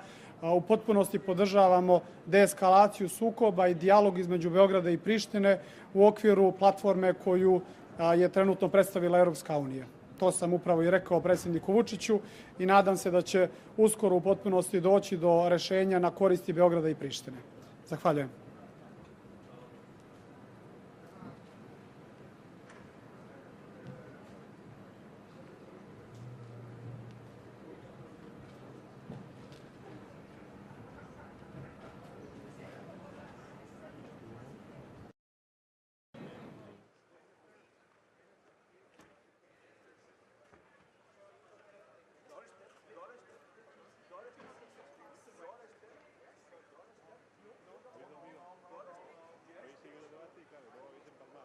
Pues igual que yo. Bueno, lo primero, trasladar el compromiso del Gobierno de España, del conjunto de la sociedad española, con la OTAN, reconocer el trabajo también del Gobierno de Lituania y de su presidente Gitanas en la celebración y la hospitalidad y en el éxito de esta cumbre tan importante para la OTAN y para toda la Alianza Euroatlántica. Hoy vamos a tratar, como saben ustedes, y a lo largo del día de mañana, el desarrollo de lo que se ha llamado el concepto estratégico de Madrid, que fue la estrategia que aprobamos el año pasado en la cumbre de la capital de España para los próximos 10 años de la Alianza Atlántica. Vamos a hablar de la disuasión, vamos a hablar también de la cohesión de los aliados en torno a los valores, los principios que enarbola la OTAN. Y en ese sentido sí quisiera en primer lugar trasladar la unidad de todos los aliados, también del Gobierno de España, con Ucrania, con el país agredido por el imperialismo de Putin. En segundo lugar, también trasladar que España, lógicamente, como miembro comprometido de la OTAN, va a anunciar hoy un despliegue de fuerzas y de soldados españoles en el país de Eslovaquia para reforzar el frente oriental y también vamos a reforzar con un mayor número de efectivos nuestro contingente en Rumanía. Finalmente, como saben, pues para España es muy importante y ya está recogido también en el concepto estratégico de Madrid la estrategia 360 grados y por tanto el no olvidar el flanco sur y por tanto el que la OTAN mire a todo la fuente de inestabilidad, de riesgos, de desafíos que tenemos en el flanco sur. Como saben ustedes, también vamos a tener y vamos a contar con la participación de todos los Estados miembros de la Unión Europea y también del Indo-Pacífico, donde vamos a, lógicamente, poder evaluar y también valorar la situación geopolítica en esa zona del mundo. En fin, venimos con el ánimo de reconocer, en primer lugar, el trabajo bien hecho por parte del gobierno de Lituania. En segundo lugar, reconocer también y valorar el compromiso del secretario general de la OTAN, Stoltenberg, por mantenerse un año más. Y finalmente, anunciar ese compromiso del gobierno de España en el despliegue y en el refuerzo de nuestra presencia en el frente oriental, primero en Rumanía y con nuevas tropas en Eslovaquia. Y a partir de aquí, si quieren, respondo a dos preguntas y luego ya mañana. ¿Qué análisis hace del debate anoche? ¿Con esta tercera acertada cree que le sirvió para dar un vuelco a las encuestas? A ver, yo creo que los ciudadanos lo que merecen es escuchar propuestas. Es escuchar cuál es el balance que se hace durante estos últimos 4 años de mandato, en este caso mío como presidente del gobierno, y en segundo lugar cuáles son las propuestas de futuro. Eso es lo que hice. Como... Un momentito. Me está... Entonces el planteamiento fue ese, ¿no? Hacer un balance y también propuestas de futuro. Lo hice en las pensiones, lo hice en el mercado laboral, lo hice también en todo lo que representan los derechos y libertades de las mujeres y del colectivo LGTBI. En fin, enfrente que tuvimos. Bueno, pues tuvimos a un señor Feijóo que ante la absoluta ausencia de proyecto político y de programa, pues lo que hizo fue, bueno, pues plantear una montaña de mentiras. El uso descarnado, como hemos visto durante estos últimos años, de un terrorismo, el de ETA, que desapareció afortunadamente porque lo venció la democracia española hace 11 años y, por tanto, yo salgo satisfecho de este debate. Creo que ha sido un debate donde se han clarificado muchas cosas y, sobre todo, lo que ha quedado meridianamente claro es que quien tiene un proyecto de país, de presente y de futuro, es el Partido Socialista y no el señor Feijóo.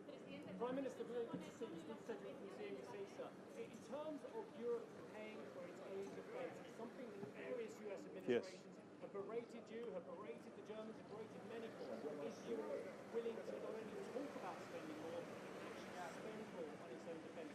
We're actually talking and we're actually spending more in defence, not only on the total amount, but also on the investment package. So I think it's important, it is crucial to reinforce and strengthen our ties, our collaboration with the European Union strategy on defence and also the NATO goals and the NATO commitments that we reached and we assumed in Wales some years ago.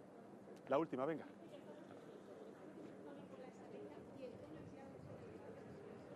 Yo estoy satisfecho, soy un político con convicciones, soy un político con determinación, soy un político que escucha, pero que también responde, sobre todo que responde ante las falsedades que se vierten ante el crecimiento económico, el número de trabajadores autónomos. Es que hasta incluso el señor Feijóo dijo que habían aprobado la revalorización de las pensiones, cosa que fue mentira. En definitiva, una montaña de mentiras porque no hay detrás nada. Lo que hay es una ausencia total de proyecto político y también diría una inquietante táctica por parte del señor Feijóo de abrazarse al señor Abascal, al partido de Vox. Y esto es al final lo que nos estamos jugando el próximo 23 de julio. Ayer lo dije. El próximo 23 de julio no nos estamos jugando una mera alternancia como ha ocurrido en otras elecciones a lo largo de nuestra democracia. Nos estamos jugando por primera vez si España continúa avanzando como lo hemos hecho durante estos últimos 40 años de democracia o nos metemos en un túnel tenebroso del tiempo donde no sabemos exactamente dónde nos podría llevar tanto el señor Feijóo como el señor Abascal. Yo por eso estoy confiado con el resultado electoral del 23 de julio. Creo que la sociedad española va a seguir apostando por el avance, que va a decir que no al retroceso, a esta involución del Partido Popular con Vox. Y en ese contexto yo desarrollé todos mis argumentos, las propuestas de presente y de futuro, y enfrente lo que vimos fueron, pues eso, mentiras, insultos y una utilización lamentablemente descarnada de un terrorismo, el de ETA, que afortunadamente la democracia española derrotó hace ya muchos años. En fin, nos vemos la próxima mañana. Me parece que tenemos rueda de prensa y bueno, pues espero que puedan ustedes también disfrutar de esta ciudad. Gracias.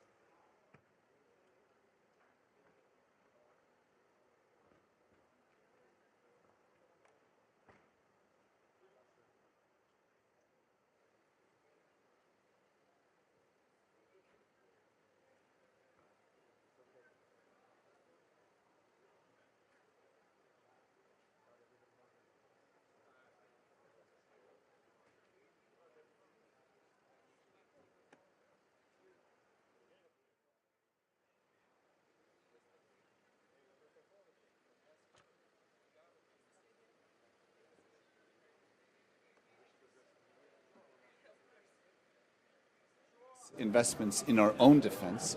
We're planning on hitting 3% of spending on defense in 2027. My finance minister says that if we move forward with the advanced weapons purchases, we could hit 3% as early as next year. So we have reintroduced conscription to increase the size and the capability of our armed forces. We are purchasing 3 new weapon systems simultaneously. This is air defense, coastal defense, and the HIMARS, the rocket artillery. And we are developing a new additional 25,000 hectare large training area in the south of Latvia to complement all the other training areas and to be able to, of course, to host the additional NATO forces which are present. I think it's very important that we all recommit to the 2% floor, but I think as we look to the future, it's quite clear that 2% will probably not be enough, and we will have to go above and beyond as Latvia is already doing.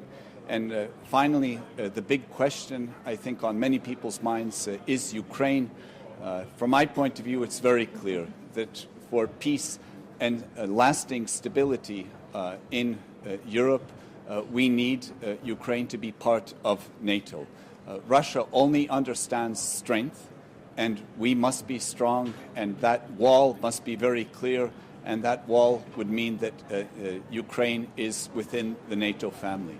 Regarding the next couple of days, I think it's important that we take some concrete steps to move in this direction, that it's very clear that this direction is being undertaken, and that we as NATO allies send a strong enough signal to our Ukrainian friends and partners.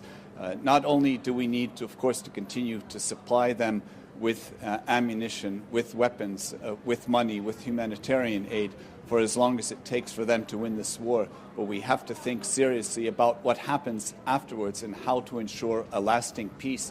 I'm convinced that's the only way to secure that lasting peace. But today, I'm convinced that as we go into the room, we will come out even stronger than we are today. Prime Minister, is there an appetite from European nations to get to the 2%? I hear your aspirations for a bigger Northern Band. I see what the Poles are doing. I see what the United States and other nations are doing. The largest nations in Europe struggle to get to 2%. And let's talk about Germany, namely, as well. How do we reach 2%, let alone get to 3%? Well, many things have changed in the past year. So the German government indicated their Zeitenwende, which includes a 100 billion euro investment package for defense. These monies are now starting to come into the system. When these monies are in, they will be at the 2%. So Germany's commitment is quite clear. Of course, we need to see all of that come in. But the thinking around the room, around the table, has changed since everyone sees that Russia is not only a theoretical threat, it is a very real threat right on our doorstep. And we must be strong, and Russia must understand that we are not only strong in words, but strong also in capabilities.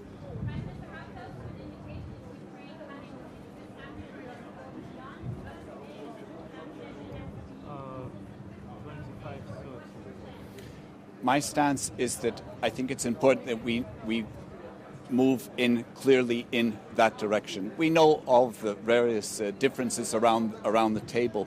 These are nuanced differences. It seems everyone agrees that that ultimately will be the landing zone. The question is, how quickly can we get to that landing zone? But we will continue to work, all of us, with Ukraine in helping them prepare for that day, including interoperability, including training, including weapon systems, including the defense industry, including monies for their country's reconstruction and strengthening out their own military. So, what is your message to the NATO allies who are not yet spending 2% of GDP? The message is very clear. The threat of Russia is very real. And as we see, Russia can and is willing to wage war against a neighboring country. And when that war is waged, it costs us all an awful lot of money. to deal with the consequences of war. Not only sending the weapons and the ammunition to Ukraine, but dealing with the knock-on effects such as the energy crisis last year, the spiraling inflation, which is now coming under control. That cost us an awful lot of money, a lot more than 2% of our GDP that we would be spending on defense. And the investment in defense is an investment in our own collective security. It is a deterrent to make sure that there will not be the next war. Do you plan to discuss Belarus problem, and how do you see the threat from Belarusian to Latvia? We see from Latvia's side that Belarusian independence is de facto gone. This is a complete satellite of Russia. The threat is very real. We keep a very wary eye on everything along our southern border. We work very closely together with the Lithuanians and the Poles, so we have a full situational awareness. And we will continue to support the Belarusian democratic opposition. And I'm convinced that eventually that opposition will succeed. History is on their side. We just have to get through this section, this part of time together. Thank you.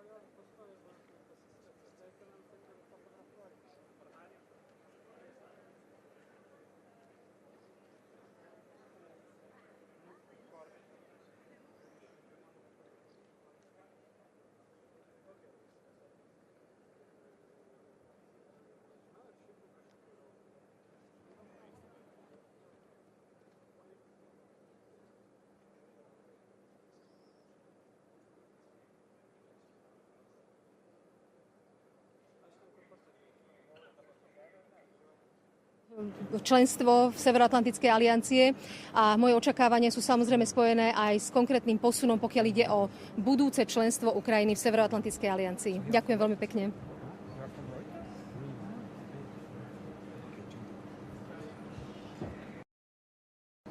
Thank you very much.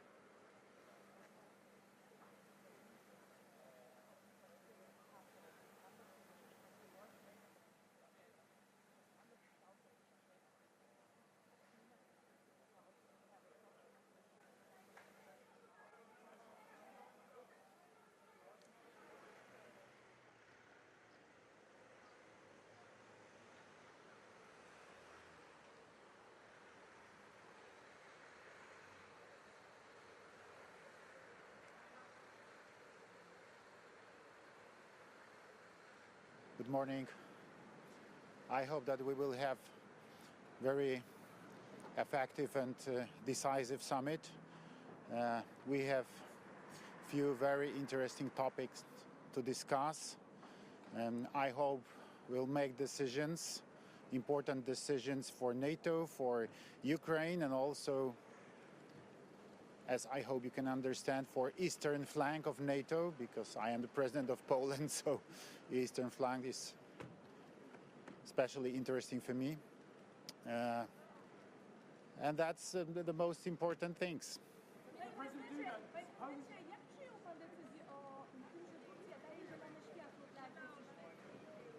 To jest bardzo, bardzo dobra wiadomość.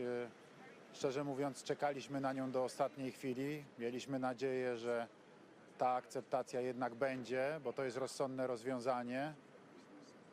Obecność zarówno Finlandii, która już jest częścią NATO, jak i Szwecji, która wierzę w to głęboko, w najbliższym czasie stanie się częścią NATO, z całą pewnością ogromnie wzmacnia Sojusz Północnoatlantycki, zwłaszcza w tej naszej części Europy, w Europie Środkowej, tutaj od północy, więc mogę powiedzieć tak, jako prezydent Polski wyrażam satysfakcję i radość z tego powodu, że sprawy idą w dobrym kierunku.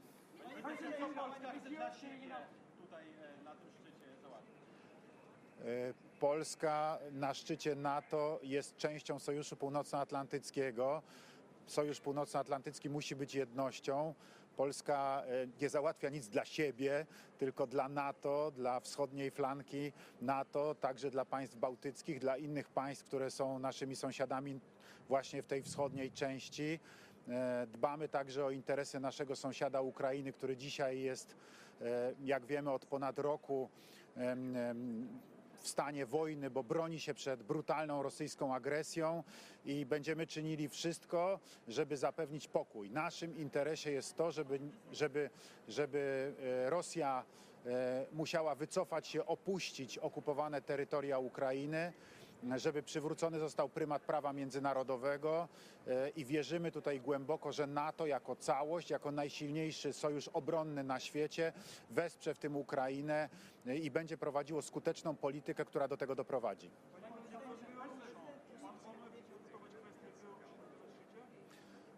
Tak, chcemy przedyskutować oczywiście kwestie bezpieczeństwa wschodniej flanki NATO i generalnie państw NATO jako takich, Europy, no ale nie tylko, bo mamy zapowiadaną od dłuższego czasu przez prezydenta Putina relokację taktycznej broni nuklearnej rosyjskiej na Białoruś. Mamy zapowiadaną relokację najemników grupy Wagnera, rosyjskich najemników grupy Wagnera na Białoruś. To razem zmienia architekturę bezpieczeństwa w bezpośrednim sąsiedztwie NATO i z całą pewnością to wymaga dyskusji i wymaga także decyzji ze strony NATO.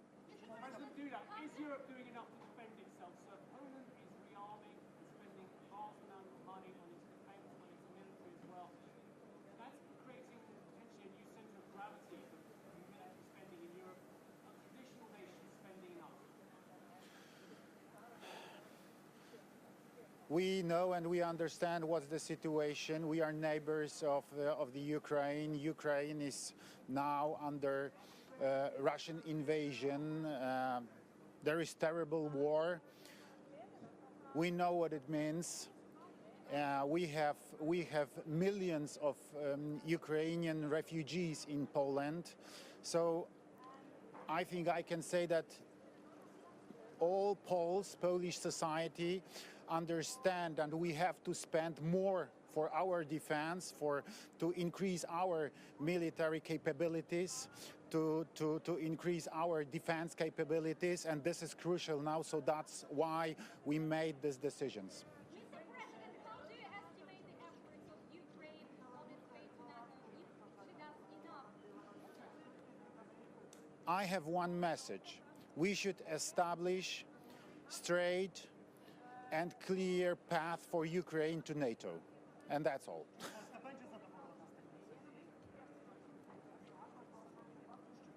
O, mam taką nadzieję, uczestniczymy w ich przygotowaniu. Dyskutujemy nad nimi.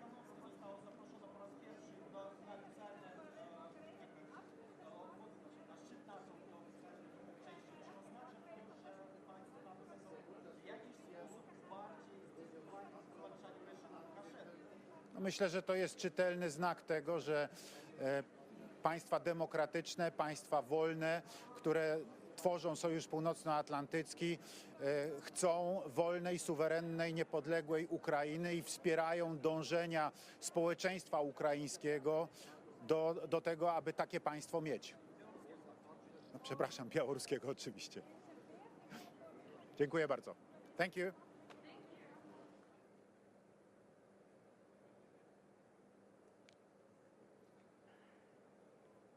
Angriffskrieg auf die Ukraine. Der russische Angriffskrieg ist eine Gefahr für die europäische Friedens- und Sicherheitsarchitektur. Es war immer unsere gemeinsame Überzeugung, dass Grenzen nicht mit Gewalt verschoben werden dürfen. Genau das aber versucht Russland. Und deshalb ist es auch richtig, dass so viele Staaten die Ukraine dabei unterstützen, ihre Integrität und Souveränität, ihr eigenes Land zu verteidigen. Deutschland steht da vorne ganz mit dabei und hat das in den letzten Monaten seit Beginn des Krieges mit großer Intensität ausgeweitet, was wir an Unterstützung gewährleisten. Und wir werden das in den nächsten Jahren auch weiter tun. Gerade jetzt ist noch mal ein neues Paket von knapp 700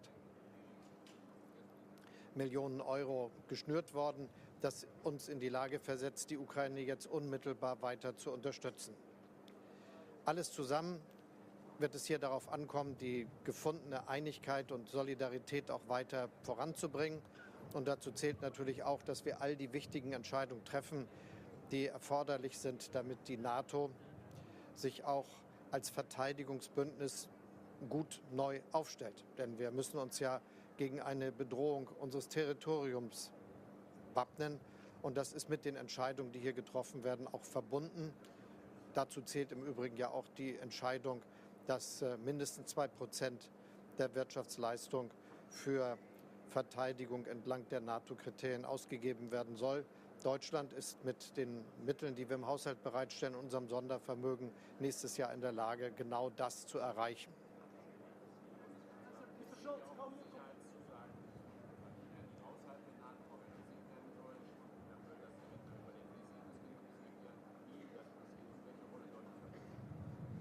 Für uns ist von Anfang an wichtig, dass es Sicherheitszusagen für die Ukraine gibt, die nach einem Frieden wirksam sein können.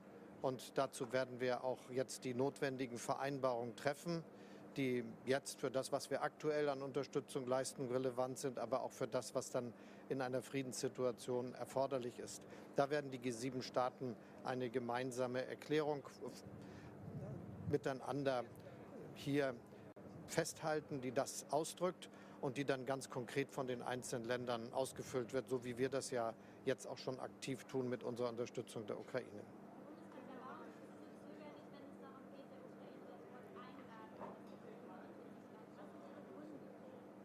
Es ist ganz wichtig, dass wir hier eine gemeinsame Entscheidung treffen als NATO zu der Frage, wie das, was wir in Bukarest entschieden haben, auch weiterentwickelt werden kann. Und das ist alles auf einem guten Weg. Die USA und Deutschland haben da sehr präzise sich an der Diskussion beteiligt, um möglich zu machen, dass wir hier genau das Richtige tun. Jetzt geht es darum, dass wir die Ukraine aktiv unterstützen bei der Verteidigung ihrer Souveränität und Integrität, auch mit den Waffenlieferungen, die all die Staaten jeweils mobilisieren. Deutschland ist ja nach den USA der zweitgrößte Unterstützer der Ukraine. Und wir werden das ja auch in Zukunft sein. Das gilt dann um die Sicherheitsgarantien, die Frage, wie das sich für die Zukunft entwickelt. Und dann ist es natürlich wichtig, dass wir auch genau die Schritte beschreiben, die sich entlang der Frage, wie sich das Verhältnis weiterentwickeln kann, auch bewegen. Dazu zählt ja im Übrigen auch jetzt die Entscheidung, dass wir die Zusammenarbeit zwischen NATO und Ukraine mit einem gemeinsamen Rat vertiefen. Herr Schulz, is Germany finally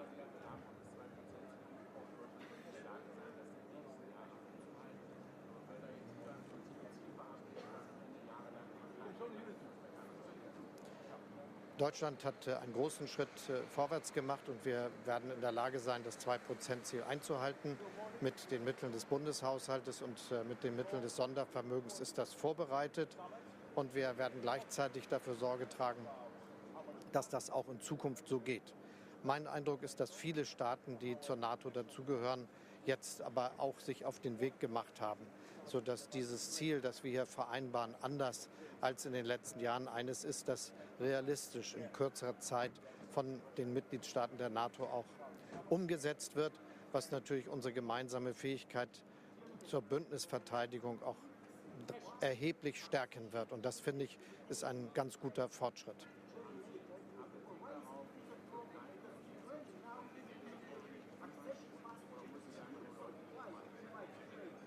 Wir haben beim letzten Europäischen Rat Beschlüsse gefasst, wie wir die Beziehung zwischen der Türkei und der Europäischen Union weiterentwickeln wollen und dazu auch die Europäische Kommission aufgefordert, Vorschläge und Berichte vorzulegen, damit wir das voranbringen können. Ich werde hier auch mit Präsident Erdogan sprechen.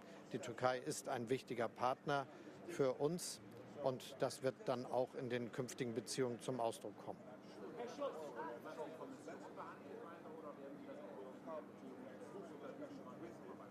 Es ist eine Frage, die auch ganz konkret, wenn ich mich mit Präsident Erdogan hier treffe, eine Rolle spielt, wie wir unsere Beziehungen weiterentwickeln können.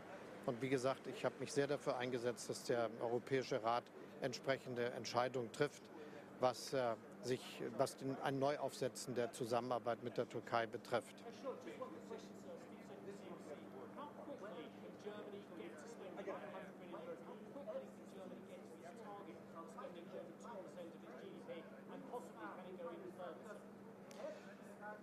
Deutschland wird schon im nächsten Jahr 2% der Wirtschaftsleistung für die Verteidigung ausgeben. Mit den Mitteln unseres Budgets und des Sondervermögens wird das auch erreicht werden. Und wir werden jetzt dafür die Sorge tragen, dass, wenn das Sondervermögen aufgebraucht ist, wir dann aus den regulären Haushaltsmitteln dauerhaft diese Finanzierungsgrundlage weiter gewährleisten können. Thank you.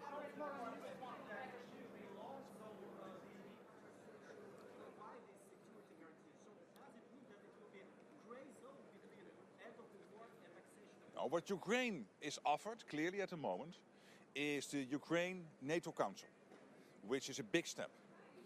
To skip the map in between stage, which is typically part of the accession process, and now it has been decided not to use that in between step, so that will speed up the process. And we will do everything to make sure that Ukraine, in terms of its defense systems, is fully compatible with NATO. So all these issues, we will make big progress these days. And I believe that unity will be the big word here, that Ukraine will feel it is part of this family, and that we step by step have to make sure that Ukraine gets what it wants, which is the security guarantees and the long-term commitment. Thank you so much.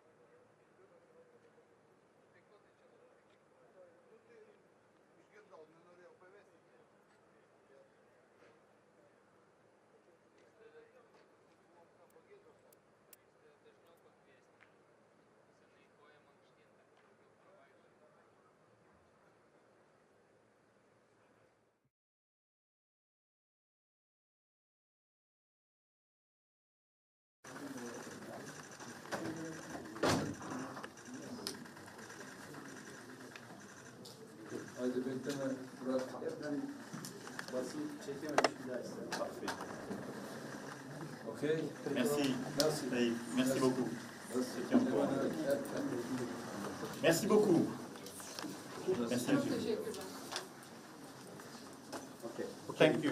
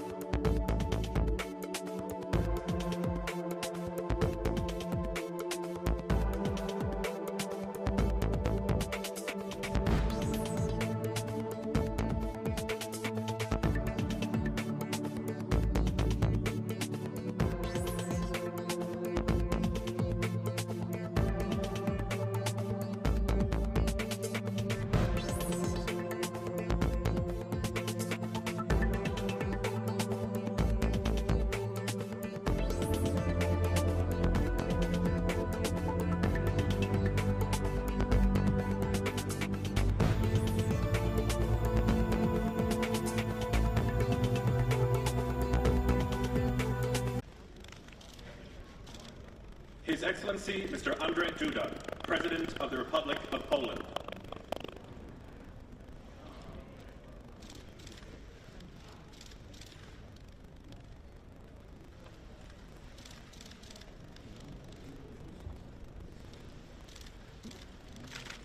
His Excellency Dr. Robert Golob, Prime Minister of the Republic of Slovenia.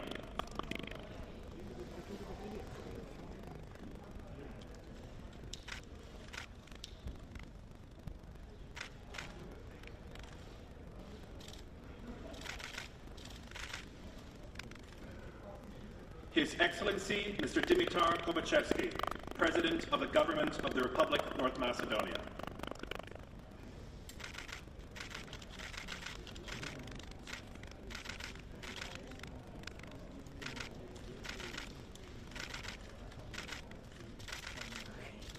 His Excellency Mr. Zoran Milanovic, President of the Republic of Croatia.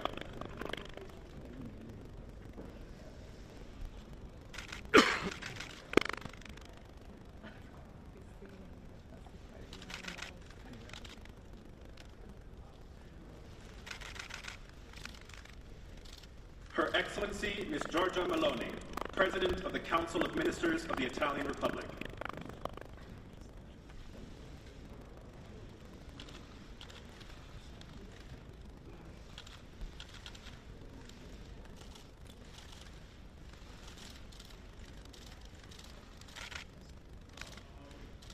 The Right Honourable Rishi Sunak, Prime Minister of the United Kingdom of Great Britain and Northern Ireland.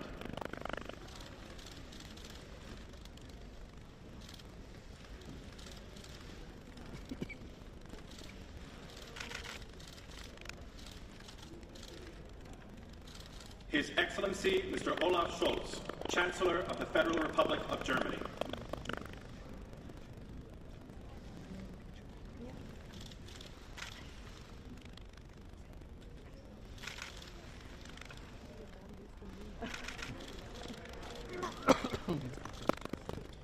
Her Excellency Ms. Mette Frederiksen, Prime Minister of the Kingdom of Denmark.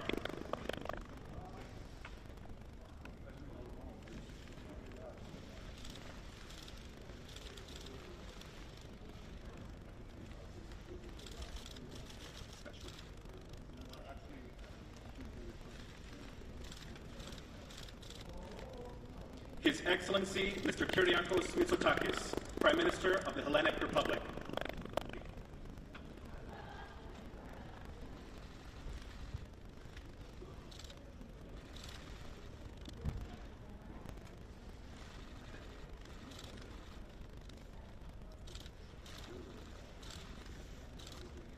His Excellency Mr. Sauli Niinistö, President of the Republic of Finland.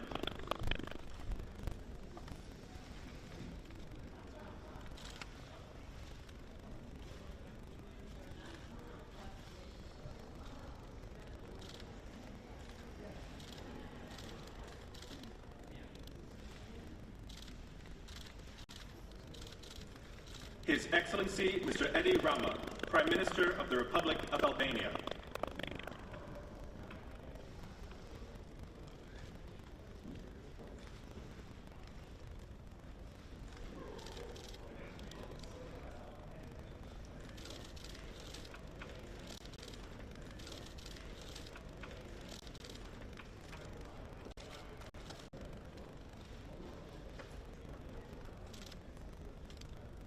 His Excellency Mr. Pedro Sanchez, President of the Government of the Kingdom of Spain.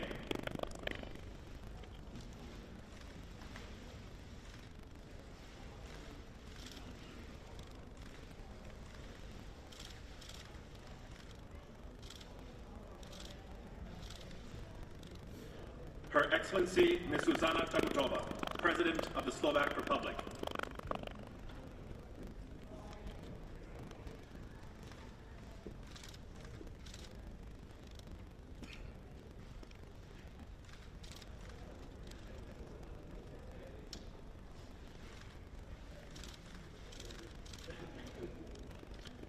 His Excellency Mr. Klaus Werner Johannes, President of Romania.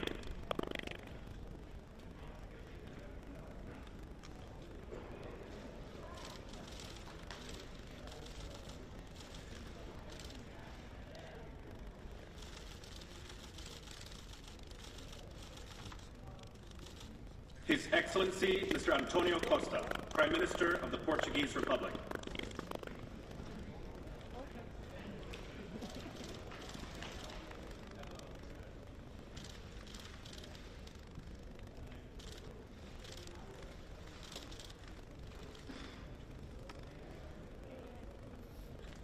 His Excellency Mr. Ulf Kristersson, Prime Minister of the Kingdom of Sweden.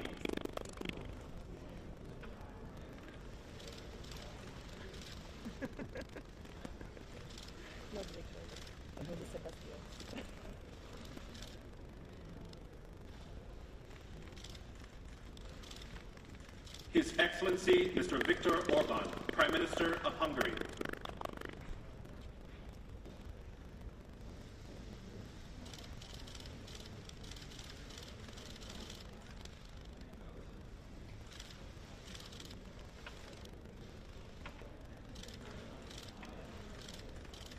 His Excellency Mr. Recep Tayyip Erdogan, President of the Republic of Turkey.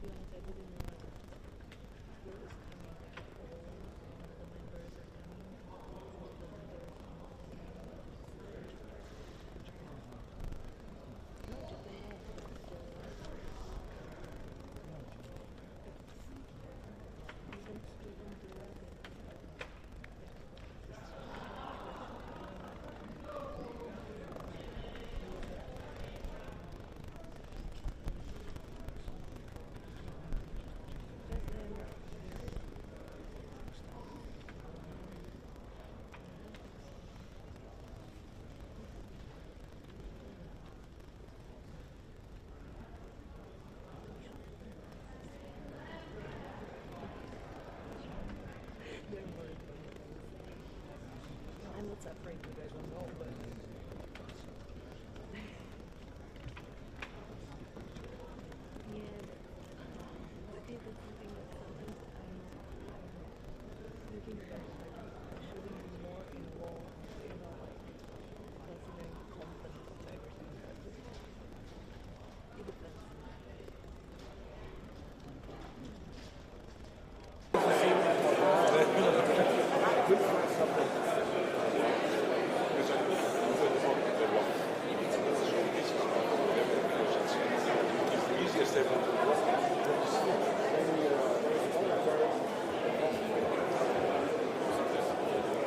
That's a clever everything in Germany.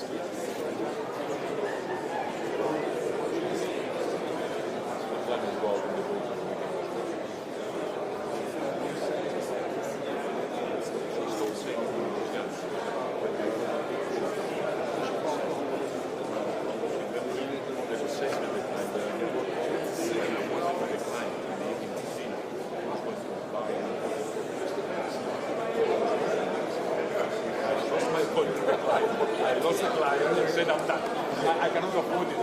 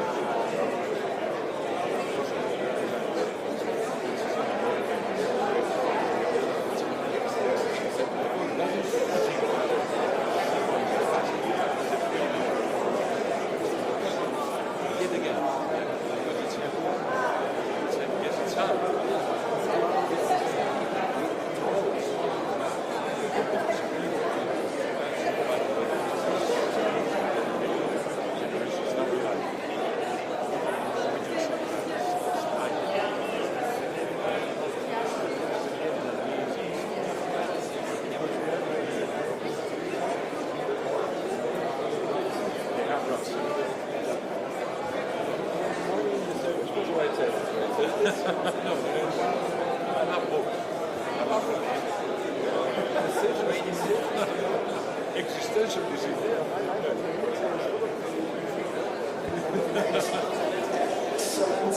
Ladies and gentlemen, may I please ask you to be seated for the entry of the head of state and government. Thank you. Please take your seats.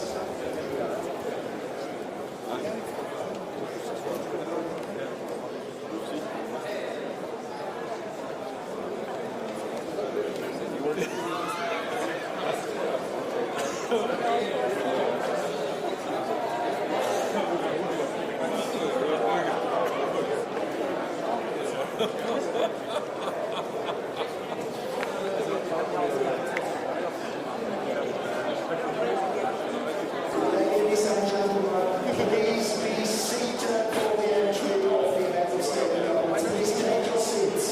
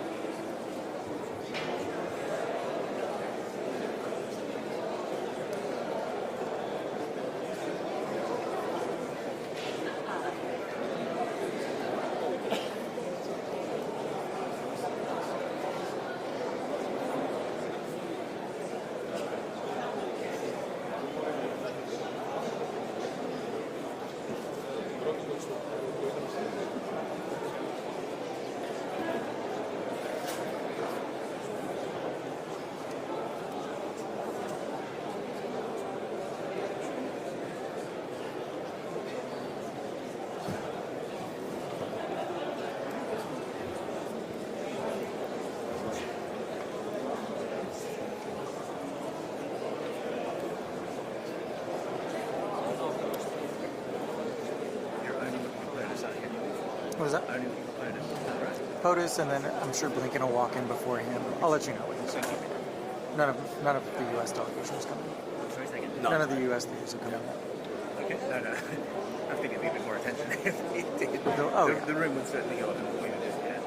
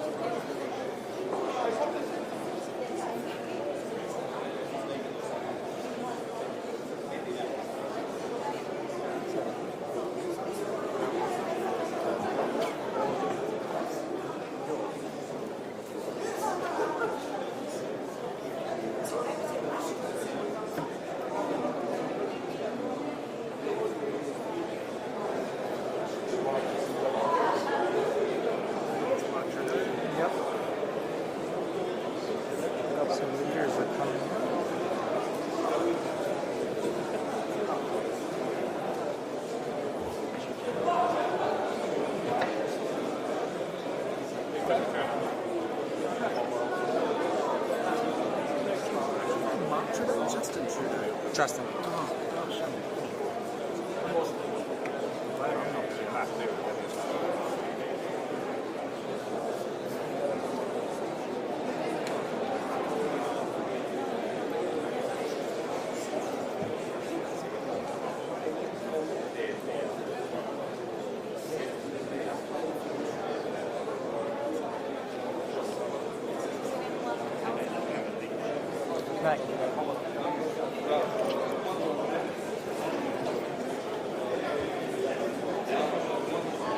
Lithuania's president just walked in. Lithuania's president. Lloyd Austin.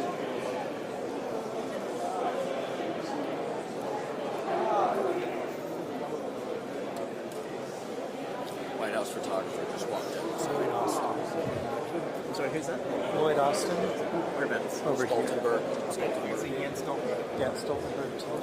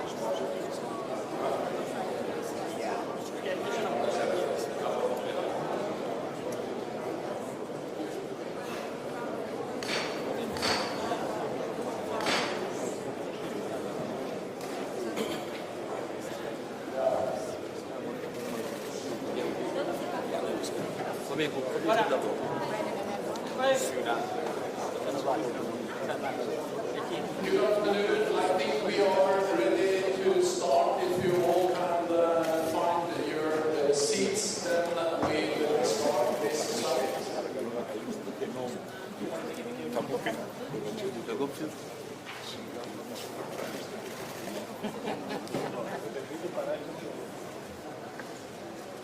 So, once again, good afternoon. Welcome to all of this NATO summit. Many thanks to the host, Lithuania, and to you, firstly, for hosting all of us. And let me also welcome President Nielsen, who have been at many NATO summits before. But this is the first NATO summit where you actually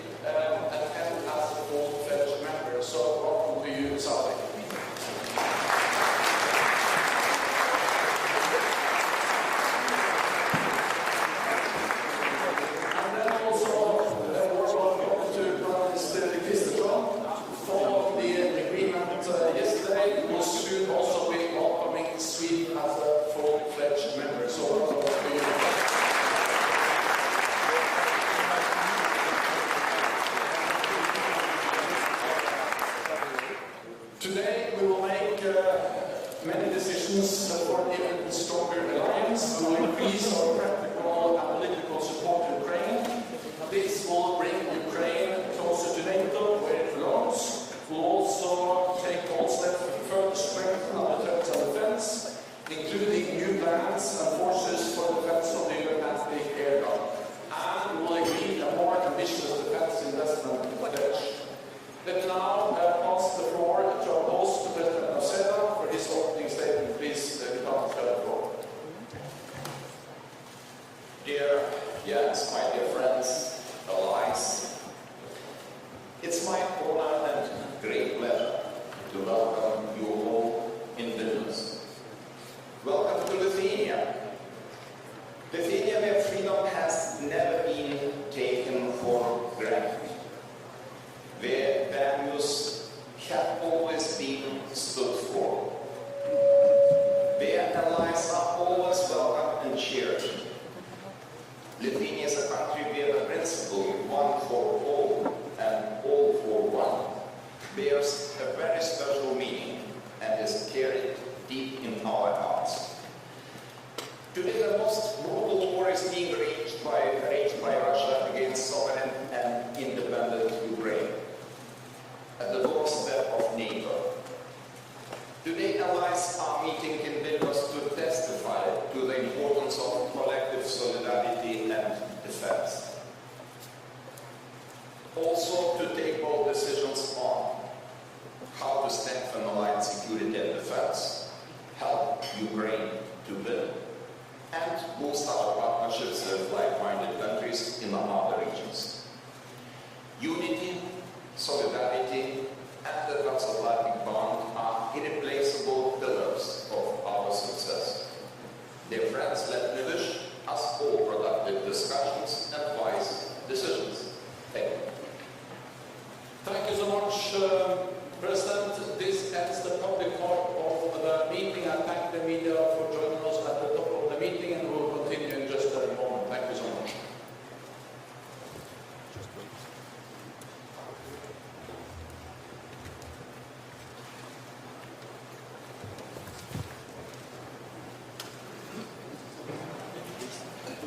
Non, d'abord le premier groupe là-bas.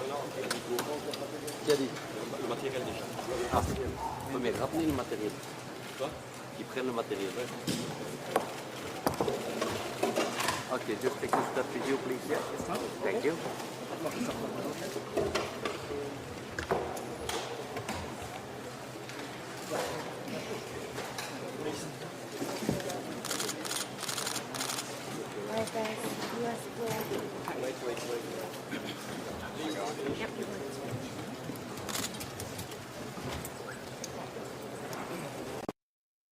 Mike one.